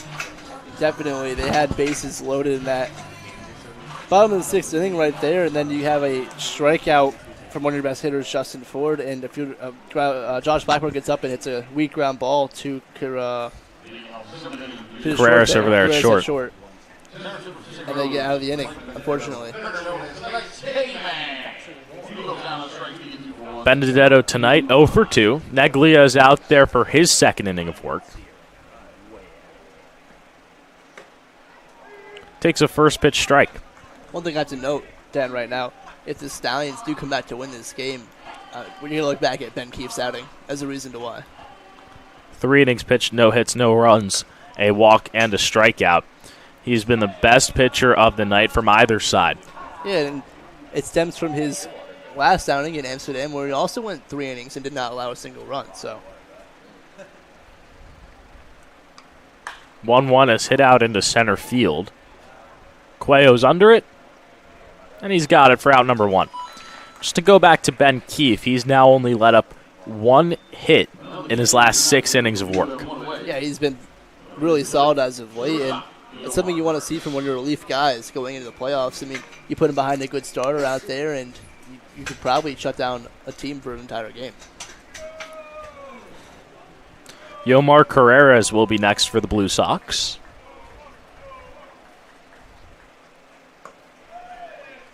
He takes the first pitch for ball one. One out here in the top half of the second. Utica scoring in the first and in the sixth to take a 2-0 lead. This one's chopped over to Yaman at first. He'll flip to Neglia. 2 quick outs here in the top of the seventh. That's a good job by Marcio Neglia right there, getting over to first base. It was a slow roller to Yaman over there. So if Yaman tried to beat him out at the bag, it would have been a lot closer. Thankfully, Marciano's there, and it's much easier to play. And in this league this year for both squads, we've seen a lot of high-scoring affairs. But this one, the complete opposite. Only 2 runs on the board through 6 innings of play.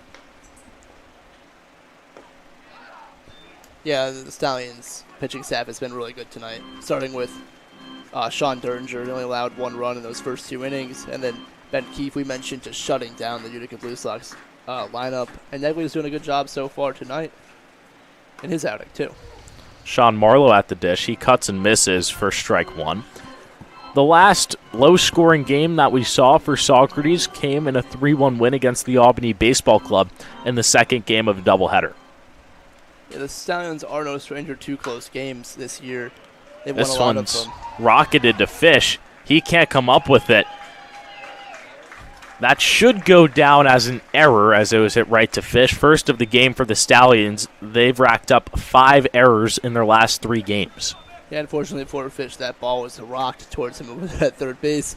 Couldn't get a good glove on it. Almost gathered it right away from the bobble, but had a second bobble, and that really was the ending of that play. Max French will be next. Marlowe is at first with 2 outs here in the top of the 7th.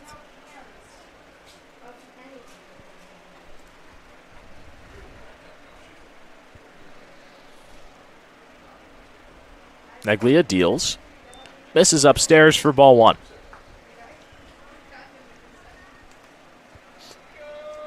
Neglia now working with runner on base, but he does have 2 outs. So really just has to stay focused on this batter, not really mind Marlowe at first base. And that's something that Aiden Murray kind of struggled with in the last inning, just focused too much on the runners and not the batter. 2 balls, no strikes here to Max French.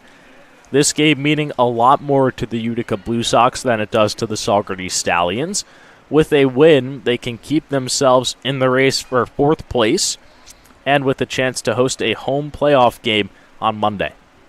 Yeah, it's definitely a much easier playoff road when you can start off at home rather than starting it on the road. The Stallions thankful they have a bye and also get to start at home here on Tuesday night. Cut on and miss for strike 1. Marlowe is at first. It's a 2-1 count with 2 outs here in the top of the 7th.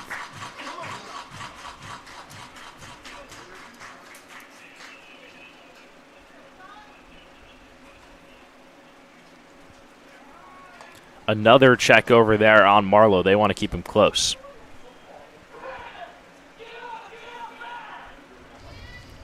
Yeah, Marlowe this year only has 2 stolen bases, so it's not a huge start to go over there at first base. 2-1 misses over the head of French. Marlowe will go to second on the wild pitch. Something we've seen Marcio Neglia do a lot of this year is hit batters. I think almost every outing we've seen him at least plunk a single guy.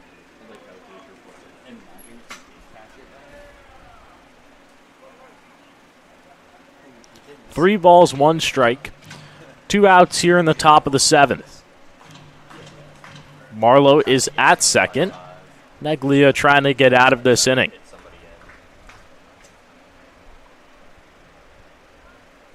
Here's the pitch. Misses on the inside. First walk of the outing from Marciano Neglia, and there's runners at first and second with 2 outs. And if you're Neglia, you really don't have to panic. You still have 2 outs right now on the mound, so best you can do is just hopefully roll a ground ball or a weak fly out or even maybe strike out. Omar Carreras at the plate. Carreras tonight 0 for 2. First pitch he sees, misses outside for ball 1. And this game, in the grand scheme of things for Utica, is massive. They have one game left to go. Watertown is off tonight, so they could have a one-game lead heading into tomorrow, which is crucial for this squad. That one's fouled back. Yeah, one-game lead heading into the game tomorrow against Boonville, who's not really a strong team in this league. Will definitely be big for them.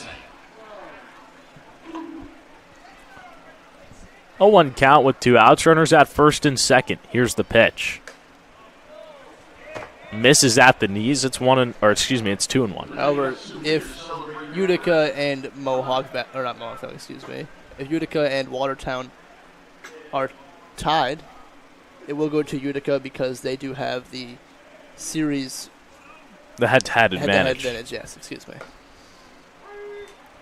That one finds the zone for strike 2.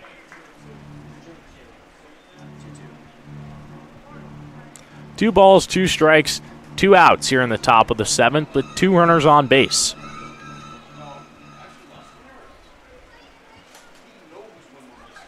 Deglia deals.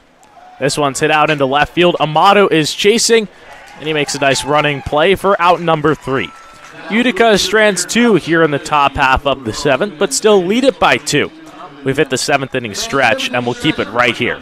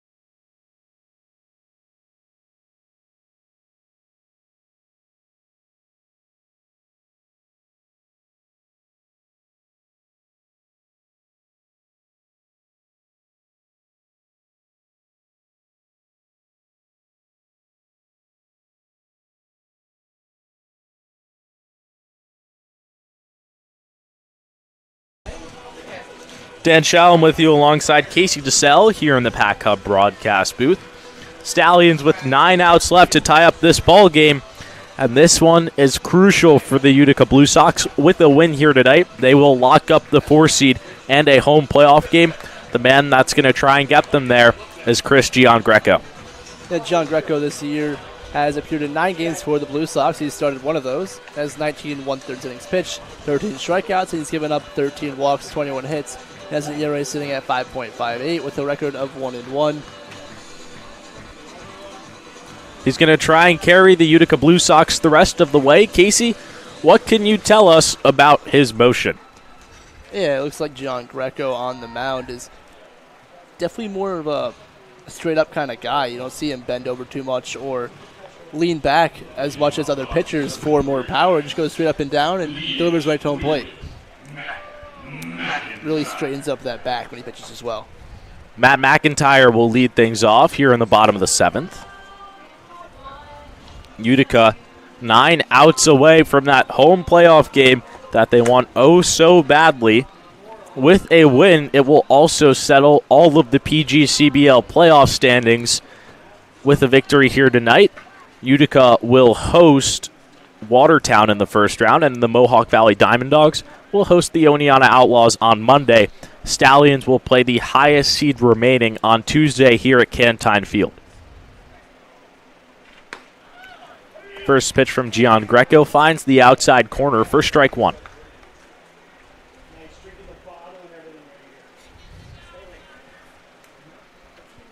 McIntyre so far in this one is over 0 for 2. Has a strikeout and a flyout to left field. Big cut and a miss right there, and he's quickly down 0-2. Yeah, if the Stallions want to get back into this one, they're going to have to find a way to get their leadoff guys on board.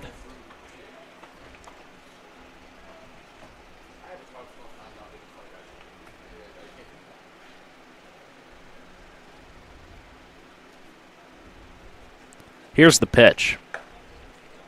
That one misses upstairs for ball 1. We haven't seen the Stallions offense go quite this cold in a long time. I mean, they've been putting up consistent numbers as of late, and for this squad to only have 3 hits and no runs through 6 innings is very unusual. I mean, one game to pinpoint recently would be that Mohawks game where they had no hits. Well, they actually did have 1 hit in that ball game, but they did score 3 runs in that one. We have not scored a run here tonight at all. They also had 3 hits against the Mohawks here at home on July 21st. That was about a week ago. 2-2 misses down low, and the count goes full to Matt McIntyre. McIntyre getting himself back into this count. Went down 0-2 early and has worked himself into a full count now.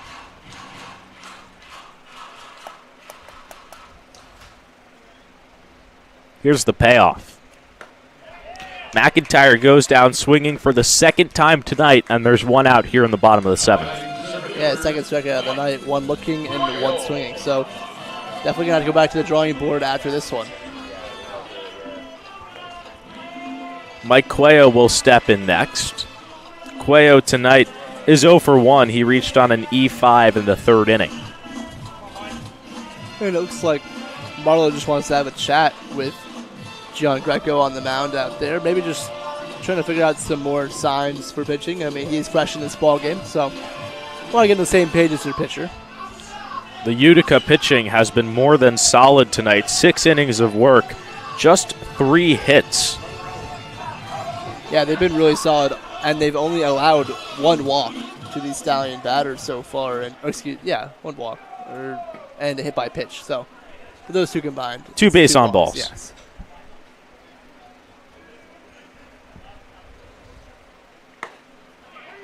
That one's in there for strike 1. Saugerties has only lost 3 times here at home this season. They sport a 20-3 overall record and are trying to finish at 21-3. Blue Sox putting that at risk here in this game. And you look at the numbers a little bit deeper. Saugerties is 28-11-2 on the season. 20 out of the 28 wins have come here at Cantine Field. And they're definitely a much better home-performing team than they have been away.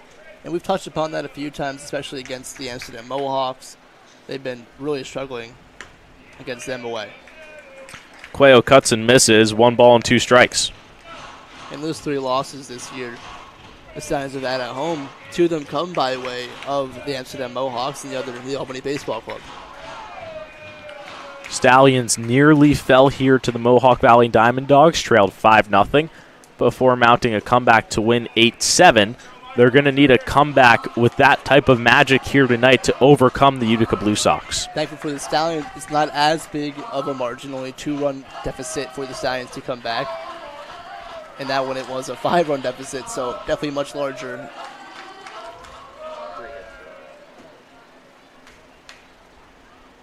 Two. 2-2. Cuello fouls it off, and we've seen late game antics between these two squads before. In the most recent matchup, Saugerties fell 5-4, held a 4-3 lead heading into the bottom of the 8th at Utica before Mike Cunningham threw a ball over the first baseman's head, allowing 2 Blue Sox runs to score. Yeah, definitely, and it's uncharacteristic to see that from the Stallions. I mean, did a good job of close games out all year long. Cuello takes it on the outside corner, and the count goes full. It's a really good at-bat from Mike Cuello, showing a lot of discipline, which is something he really needs to show right now. I mean, has 39 strikeouts on the year, which leads this team and is 3rd in the league. So if you're showing some discipline, it's a good step in the right direction. Here's the payoff. Cuello cuts and misses on the high fastball. That's been a point of struggle all night for this Stallions team. It marks back-to-back strikeouts for him at the dish, and there's 2 outs here in the bottom of the 7th. Yeah, definitely tough for the Stallions to win ball games when their bottom of the order is not producing, and they are 0 for 9 tonight, the bottom 3 guys in this lineup. So really just not doing a good job of flipping the lineup over for the guys at the top of the order. Speaking of the top of the order, Mario Trivella digs in now. Excuse me, 1 for 9, the bottom 3 of this order are. He takes a first pitch upstairs.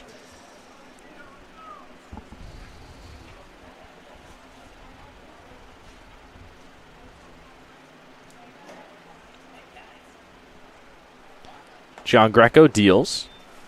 Misses upstairs. 2 balls and no strikes to Mario Trivella. And one guy that we talk about that has just been so amazing all year at flipping the order, Tyler Bach, is not in tonight.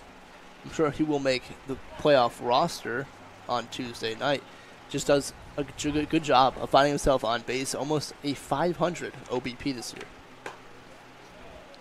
3 balls and no strikes here to Mario Trivella. Bach not playing last night either, and you look at the defense for the Stallions team. The only substitutions are at second base, Recio coming in for Rodriguez, Yaman taking over for May, and then Blackmore behind the dish for Manley.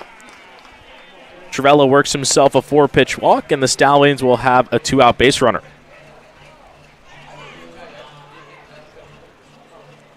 So that puts those numbers for Trivella, I believe, at reaching base 15 in his last 18 at-bats, if I'm correct. I'm pretty sure you are right with that assessment, which is absurd, especially heading into the playoffs. Brandon Fish will be next. Trivella's at first with 2 outs. First pitch misses up high.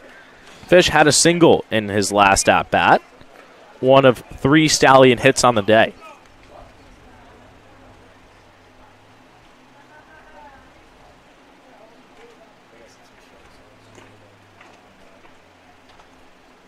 The 1-0. Fish pops it up to the left side, foul.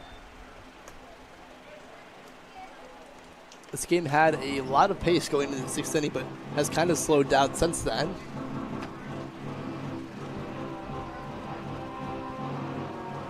One ball, 1 strike here to Brandon Fish.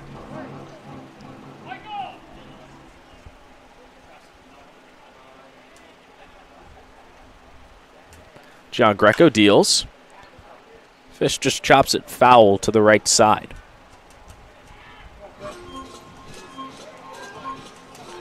Right now, Brandon Fish needs to put together a really good at-bat. Just find himself on base any way possible. Try and get the 3, 4, 5 guys an opportunity to tie this ball game up here in the bottom of the 7th inning.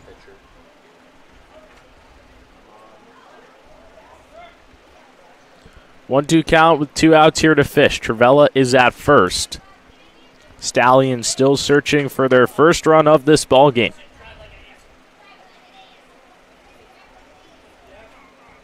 Here's the pitch. Misses on the outside corner. It's 2-2. It's a good take there from Brandon Fish, watching that off-speed pitch off the outside corner, not chasing it.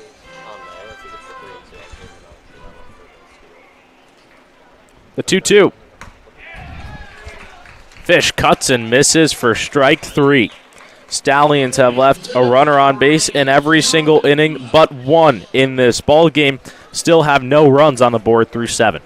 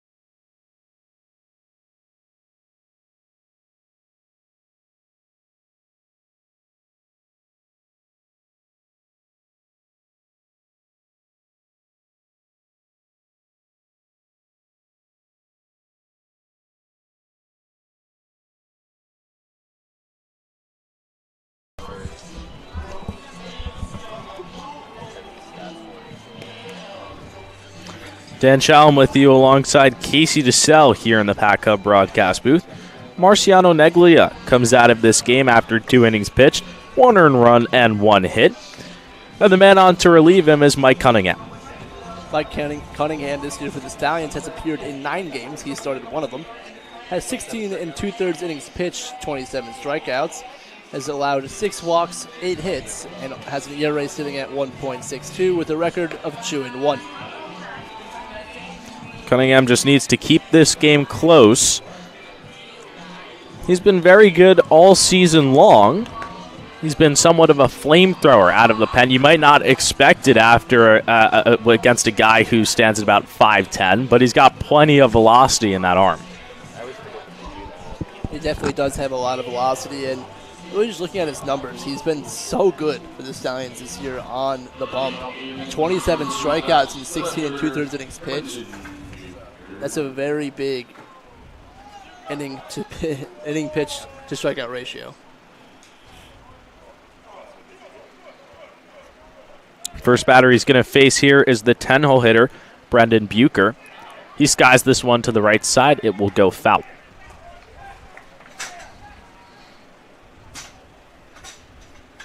You see the Stallions trailing in this game 2-0, and you really can just attribute that fact to they have 8 strikeouts, and a lot of them coming with runners on base in scoring position, no less.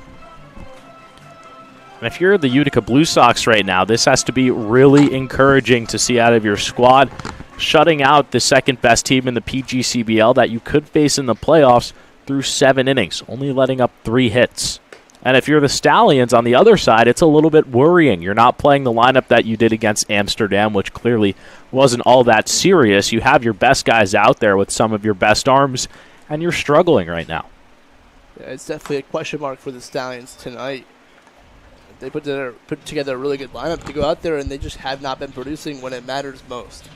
And heading to the playoffs, that's very concerning.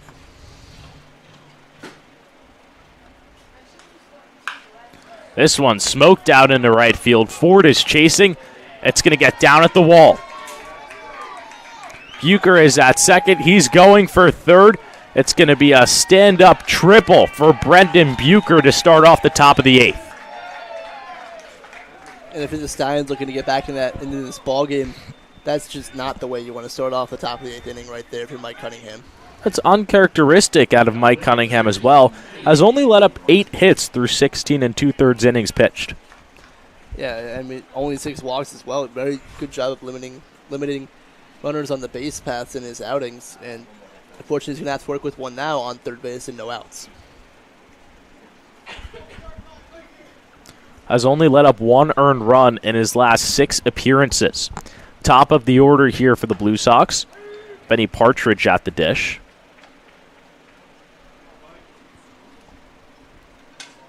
Bucher is at third. Infield is in. Here's the 0-1. In there for strike 1. And that ball by Bucher was just smoked. Yeah, it was smoked. I mean, he gets a fastball in the outer corner of the plate, and he just goes with it and lines it down the first baseline all the way out there to the corner by that 330 sign. So easy for him to get all the way around to third base. This one's grounded right back to Cunningham. He'll give a check over at third. Flips to first for out number 1. And that was played beautifully by Cunningham on the mound right there. Make sure to check Bucher back at third base. Don't let him hit score right now and make it a 3-0 ball game. And now you have 1 out to work with in the top of the 8th. Wyatt Hunt will be next for the Blue Sox. He's 0 for 2 tonight.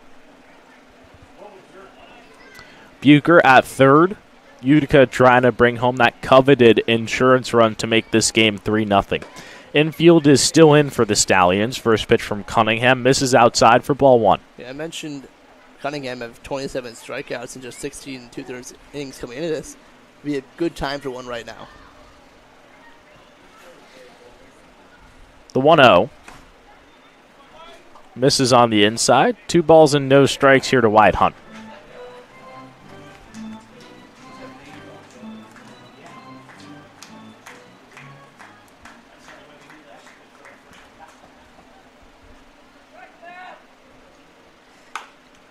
This one's grounded over to Fish. He'll give a check on Bucher. Throw to first is in time. So after Cunningham led up the leadoff triple, he's produced back-to-back outs here in the top of the 8th. Those are two very big outs right there. He's produced weak contact on both Partridge and Hunt. And Fish doing a good job looking back, Bucher at third, as well as Cunningham doing a good job looking back, Bucher at third. Really just sound defense right there from those two guys.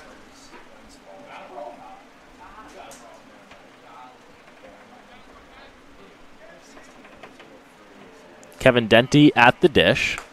First pitch he sees misses upstairs for ball 1. Utica now just 6 outs away from clinching the number 4 seed and a home playoff game on Monday night. This one's fouled off to the left side. You can tell these Utica Blue Sox players are playing with urgency here tonight. Definitely putting a lot of pressure on these pitchers, although they've done a pretty good job, the Stallions, only allowing 2 runs so far through this one. It's just been the pitching for the Blue Sox that's been phenomenal all night long. And also left on base for Saugerties. It's been a problem all year long, and it's been apparent these last few games. This one shot to the left side, foul.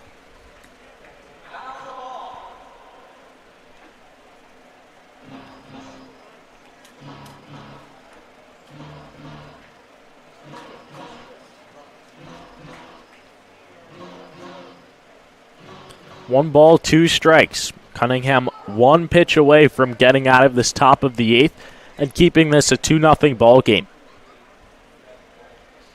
Here's the pitch. That one just misses down at the knees. It's 2-2. Cunningham thought it was strike 3. One thing to note, Dan, the Stallions so far this year have only been shut out 1 time. So if the Stallions lose, Let me guess who it was by. You can guess. The Amsterdam Mohawks. You're totally right with that one, Dan. And it happened here at Cantine Field. The first loss at Cantine this year for the Stallions. This one's hit out into right field. Ford's got a play, and he grabs it for out number 3. After Cunningham let up the leadoff triple, he retires 3 straight batters to end off the top half of the 8th. Utica still leads by 2.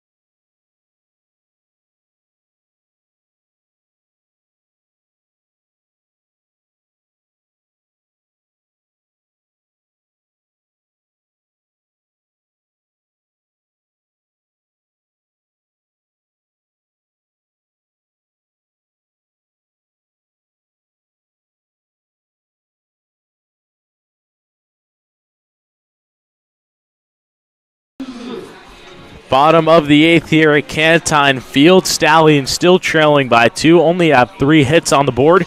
And Casey, the problem once again has been left on base. 34 runners have been stranded in their last 3 games and 7 here tonight. I feel like we've been talking about this all year long, Dan.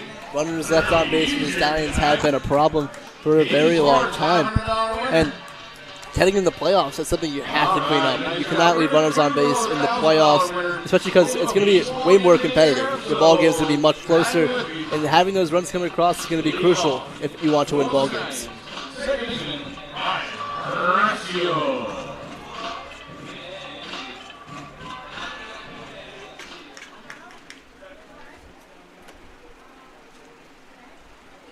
Ryan Rescio will lead things off. Here in the bottom of the 8th, Stallions have 3, 4, 5 due up.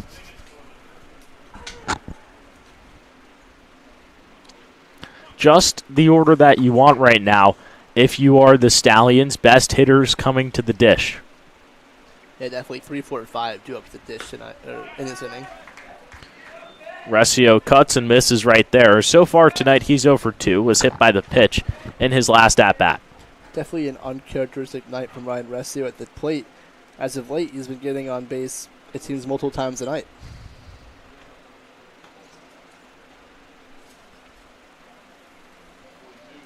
One. Finds the outside part of the zone. 1 ball and 2 strikes here to Resio.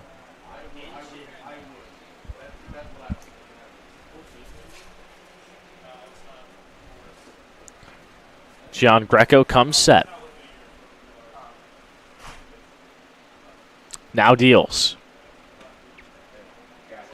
Resio takes that one outside.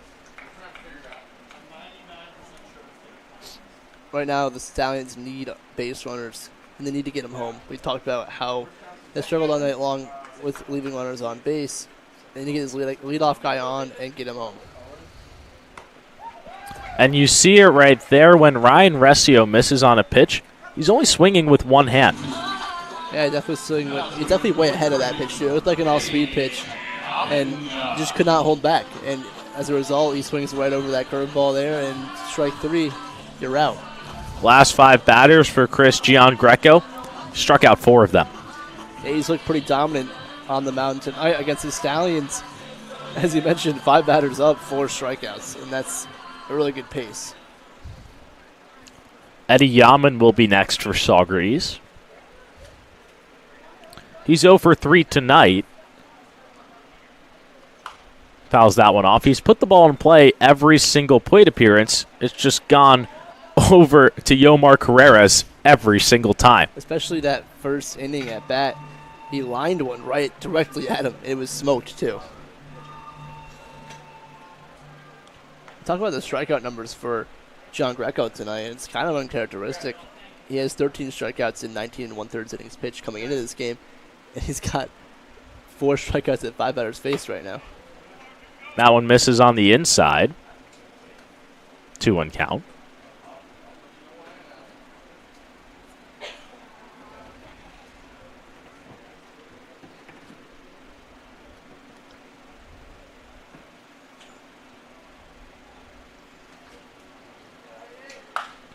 Yaman smokes that one into center field. Benedetto is all over it. 2 quick outs here in the bottom of the 8th. Yeah, once again, Eddie Yaman just smokes a ball, just hit directly at someone. If that's hitting the gap or in the hole in the infield, that's easily a single, maybe even a double.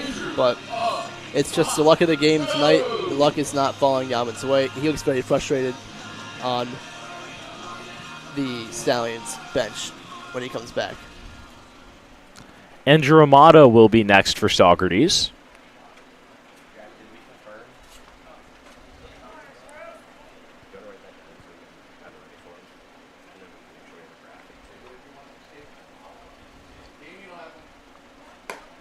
He takes the first pitch upstairs.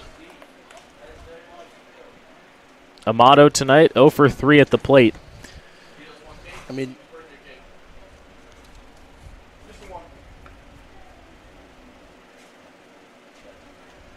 your 3, 4, 5 batters as of right now for the Stallions are 0 for 10 in this ball game, and the only time they reach base is on an error and on a hit by pitch.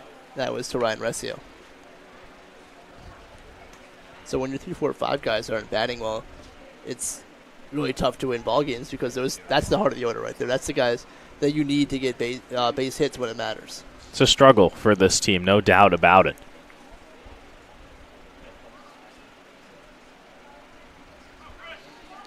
1-1 count here to Amato. He takes it outside for ball 2.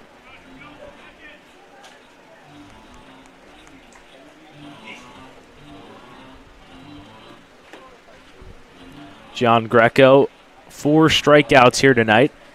He's averaging 6 strikeouts per 9 as of right now, so beating his normal numbers when he comes into the game as a relief pitcher. And Amato is in danger of going down on strikes right here as well.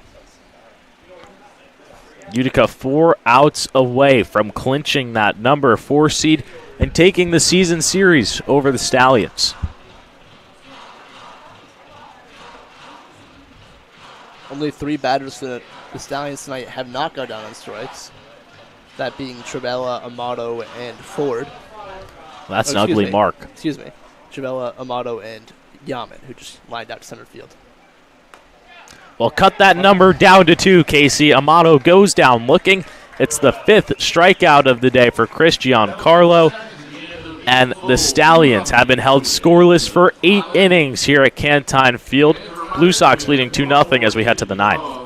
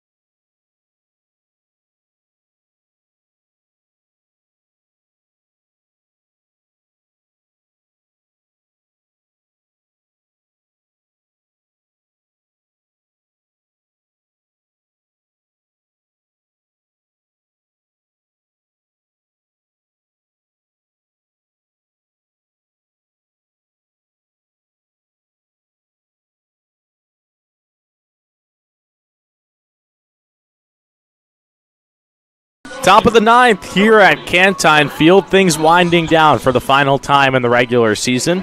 Derek Constance is on to pitch for Saugerties, trying to keep this game just at 2-0. Hey, Derek Constance this year for the Stallions. He's appeared in 9 games. He's only started 1 of those. He has 15 1/3 innings pitched, 12 strikeouts, and he's given up 7 walks, 17 hits, and has an ERA at 3.52 with a record of 1-1. And that last game that his only start was in Amsterdam, Dan. And he was very dominant in that outing. Yeah, in that outing, he pitched 3 strong innings, no runs given up on 2 hits, and he also had 2 strikeouts. On 11 batters faced, so only had 2 extra hitters that he had to work against. Yeah. So the Stallions have had a slow night tonight, but one guy on the Stallions definitely just picked up his mood, that's for sure. Dan. Yeah, Andrew Amato winning the season-long 50-50 raffle. He gets $1,000. So I think even if the Stallions go on to lose this game, he'll be pretty happy here tonight. Definitely a nice paycheck, if you ask me. First batter that Constance is going to face here in the top of the 9th is Matthew Williams, the DH. Has pitched 2 straight strikes. It's quickly 0-2. Yeah, Constance's a guy that works very quickly on the mound. You see already back to pitch it, the 3rd pitch of the inning, in the inning, it's only been 20 seconds. And that's not something that you see very often. There's no pitch clock here in the PGCBL either, so it's not as if he has to pitch fast, but it gets him in his rhythm. Yeah, it gets him in his rhythm, and also it does a good job of throwing the hitters off balance. This one's hit over to Yaman over at first. He'll take it to the bag for out number 1. Yeah, Yaman making a nice backhand play over there at first base. Telling Constance, don't stress. Going over here, I got this one on my own. Stallions are going to need to mount a 2-run comeback in the bottom of the 9th if they want to tie or win this ball game. Stallions up in the bottom of the 9th here at Cantine Field is something that we've seen very, very rarely this season. Only 3 times when they went on to lose, and they have been up twice when they walked off Mohawk Valley and also the Amsterdam Mohawks. Yeah, so 5 times in the year they've been behind, leading coming into the 9th inning. Hopefully it's one of those nights for the Stallions where they can string together a couple hits in the bottom of the 9th and come away with a victory here against the Utica Blue Sox. Yeah, we look back at that last walk-off win. That was against the Mohawk Valley Diamond Dogs. In that one, going into the 9th, both teams were tied at 7. Stallions only needed a run. So different scenario here tonight.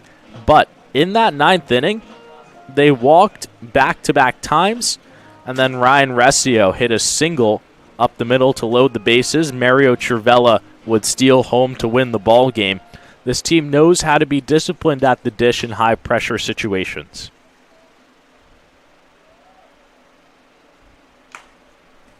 A big cut and a miss right there from Benedetto. It's 1-1.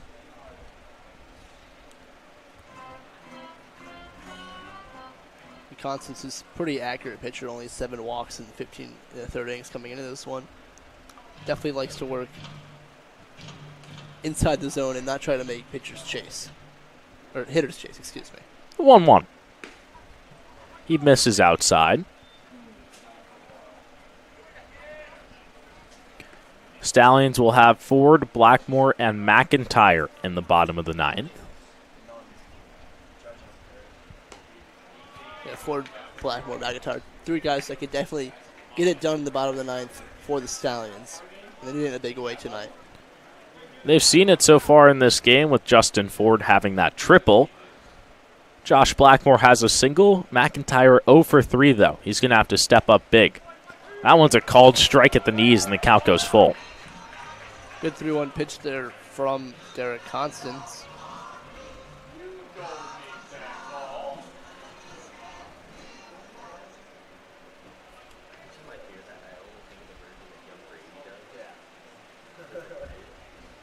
The payoff. Just fouled back on the right side. See the swing from Benedetto is very short to the ball. Not a lot of load when the pitcher is ready to throw the ball and just drops his hands, puts a barrel on it. Seems a little bit like Peyton Bond's swing. Very compact. Definitely, yes. Not trying to do too much. The 3-2. You see it right there.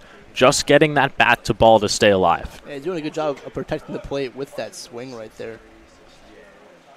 And although I don't think he needed to swing at that pitch, I believe it would have been a ball if let go, but he'll see another pitch regardless.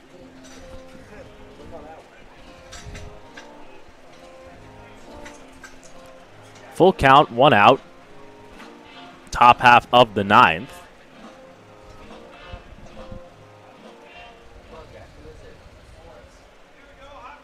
No one's...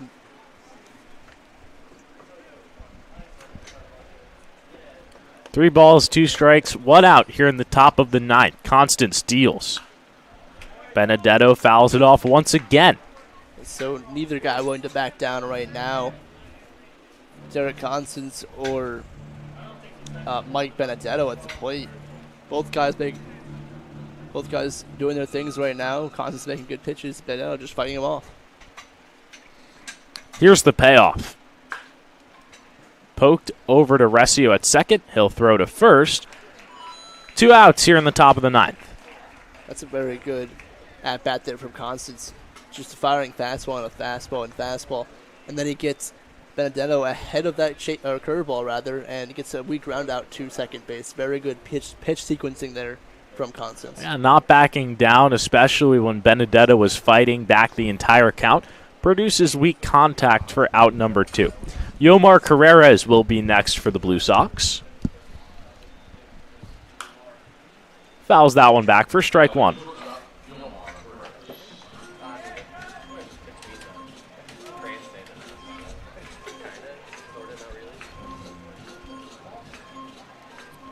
Stallions hoping to mount a comeback in the bottom of the 9th to steal this game and earn themselves win 29 of the year. It's a 1-1 count. The Stallions setting that record yesterday when they beat the Albany Baseball Club for the 28th win of the year. 28 regular season wins, the most ever by a Saugerties Stallions team in a single regular season. Pretty impressive stuff for this squad, and it just speaks volumes to the amount of talent up and down from the start of the season to the end. You've seen a multitude of guys come through this program, as this one is hit into right center field by Carreras. Cuello, a couple steps short of the track, pulls it in for out number 3. Constance deals a 1-2-3, top of the 9th. Stallions are going to need some magic in the bottom of the 9th if they want to keep this game going.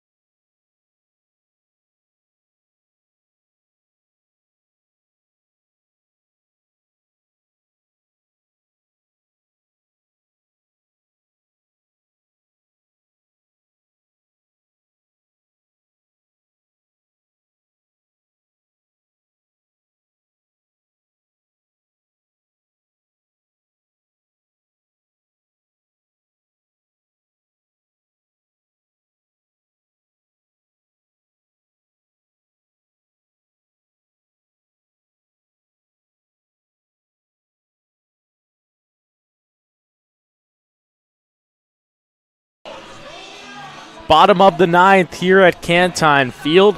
Stallions need 2 runs to tie this ball game, 3 to win. Utica makes a Dallas Hot Wieners call to the bullpen. The closer is on. It's Gavin Enright. Enright for the Blue Sox this year has appeared in 10 games. He's only started one of those. Has 18 2/3 innings pitched with 22 strikeouts. Has given up 11 walks, 17 hits. Has an ERA sitting at 3.85. A record at 2-2. And one thing to note right now in the situation, it is a save situation, and Enright has 2 saves this year. Stallions are 2-3 this season in the bottom of the 9th, trying to make that even before this season comes to a close. And it was a little bit of a struggle for Enright in his last outing. Yeah, that's a good sign to see if you're the Stallions. Enright coming off a bit of a struggle in his last one against Watertown in Utica. He pitched 2 innings, but he gave up 5 runs. Only one of those was earned, though, and 4 hits as well, 1 walk, and only had 2 strikeouts. That was on 12 batters faced. Justin Ford will lead things off here in the bottom of the 9th. And Casey, for this squad, it's just somewhat shocking to see them go from racking up 12 hits last night to only 3 here tonight. Yeah, it's very interesting to see, and honestly, something you don't want to see ahead of the playoffs, because this team getting cold right now does not bode well for them against whoever they face on Tuesday, and especially against the Mohawks if they get past the first round. And it could very well be these Utica Blue Sox that they play on Tuesday. It definitely can, and this team has played them tough all year long, so we know it'll be a really good contest here at Cantine if they do face the Blue Sox on. Ford hits this one into center field. Benedetto is under it. 2 outs left to go for the Blue Sox. If they get the win here tonight, they clinch 4th place and a home playoff game. With the win, they would also take the season series against the Stallions. That is true. So if they do come to face the Stallions here at Cantine on Tuesday, hopefully the Stallions can get them back with a win in the playoffs. And it's a little bit worrying, Casey, as you look ahead on the schedule. You could play the Utica Blue Sox, but you're probably going to play the Mohawk Valley Diamond Dogs, who are better than this Utica Blue Sox team, and a team that the Stallions have lost to once this season. Yeah, they've lost to the Mohawks 7 times out of 10 games. I was talking about the Diamond Dogs at Mohawk Valley. Mohawk Valley, not the Mohawks. Yeah, the Mohawk Valley Diamond Dogs have also played the Stallions really well in all of their matchups. They have a loss, a tie, and a win against the Mohawk Valley Diamond Dogs this year. All very competitive ball games. Yeah, and that win was not earned easily. Stallions trailed 5-0 here at home. And while you might be able to mount that comeback in the regular season, it's a whole lot harder if you fall into that hole in the postseason, which the Stallions very well could here on Tuesday night. Blackmore smokes this one into center field. Benedetto is on the track. It's 2 quick outs to center field here in the bottom of the ninth. Like you mentioned, it's going to be much harder to make a 5-run comeback in the 8th inning in the playoffs because you bring your best pitchers when you're in the playoffs, and I'm sure the Diamond Dogs, the Blue Sox, the Mohawks of Amsterdam, and the Stallions will all be bringing their best pitchers when it comes playoff time. Matt McIntyre represents the last out in this ball game for Utica. They just need to retire the New Haven product, and they will host a playoff game on Monday night. First pitch here from Enright misses upstairs for ball 1. It really just been a slow offensive night for the Stallions. I mean, you go back to those runners left on base, they have 7 tonight, which is lower than usual, but it's probably because they've had a tough time putting runners on base. Haven't had very many walks. Like we mentioned before, they had 41 in their last 3 games, along with 34 left on base. So even though the Stallions are 2-1 in their last 3, you are expecting more base runners coming into this matchup against the Blue Sox. Yeah, and another thing to note tonight, they also have 10 strikeouts, so don't want to be nearing that double-digit number, especially come playoff time. 2 balls, 1 strike. If the Blue Sox are to go on to win this game, they will also just be the second team to shut out the Stallions all season long. And the only team to do that, besides the Utica Blue Sox, of course, the Amsterdam Mohawks, who the Stallions have had their troubles with all year long. And it just shows the Stallions haven't necessarily been dominant against the top 4 teams in this league. It's been more of a struggle. Yeah, definitely. They've been struggling against the Mohawk Valley Diamond Dogs, the Utica Blue Sox, and the Amsterdam Mohawks this year. 2-2 misses on the inside. The count goes full. I'm not sure the exact records, but I will give you the records right now. They are 5-7-1 against the top 3 other teams in the PGCBL East this season. McIntyre skies this one to the right side. It's not in play, and the count will stay full. So that 5-7-1 is very worrying heading into the playoffs. That's against the Mohawk Valley Diamond Dogs, the Amsterdam Mohawks, and the Utica Blue Sox.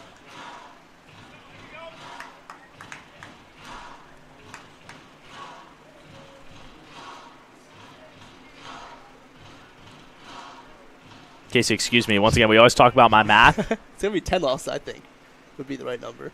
McIntyre cuts and misses on the payoff pitch, and the Stallions are shut out for just the second time this season. Utica clinches the number 4 spot in the postseason with a 2-0 win here at Cantine Field. Yeah, I talked about it at the very top of the show.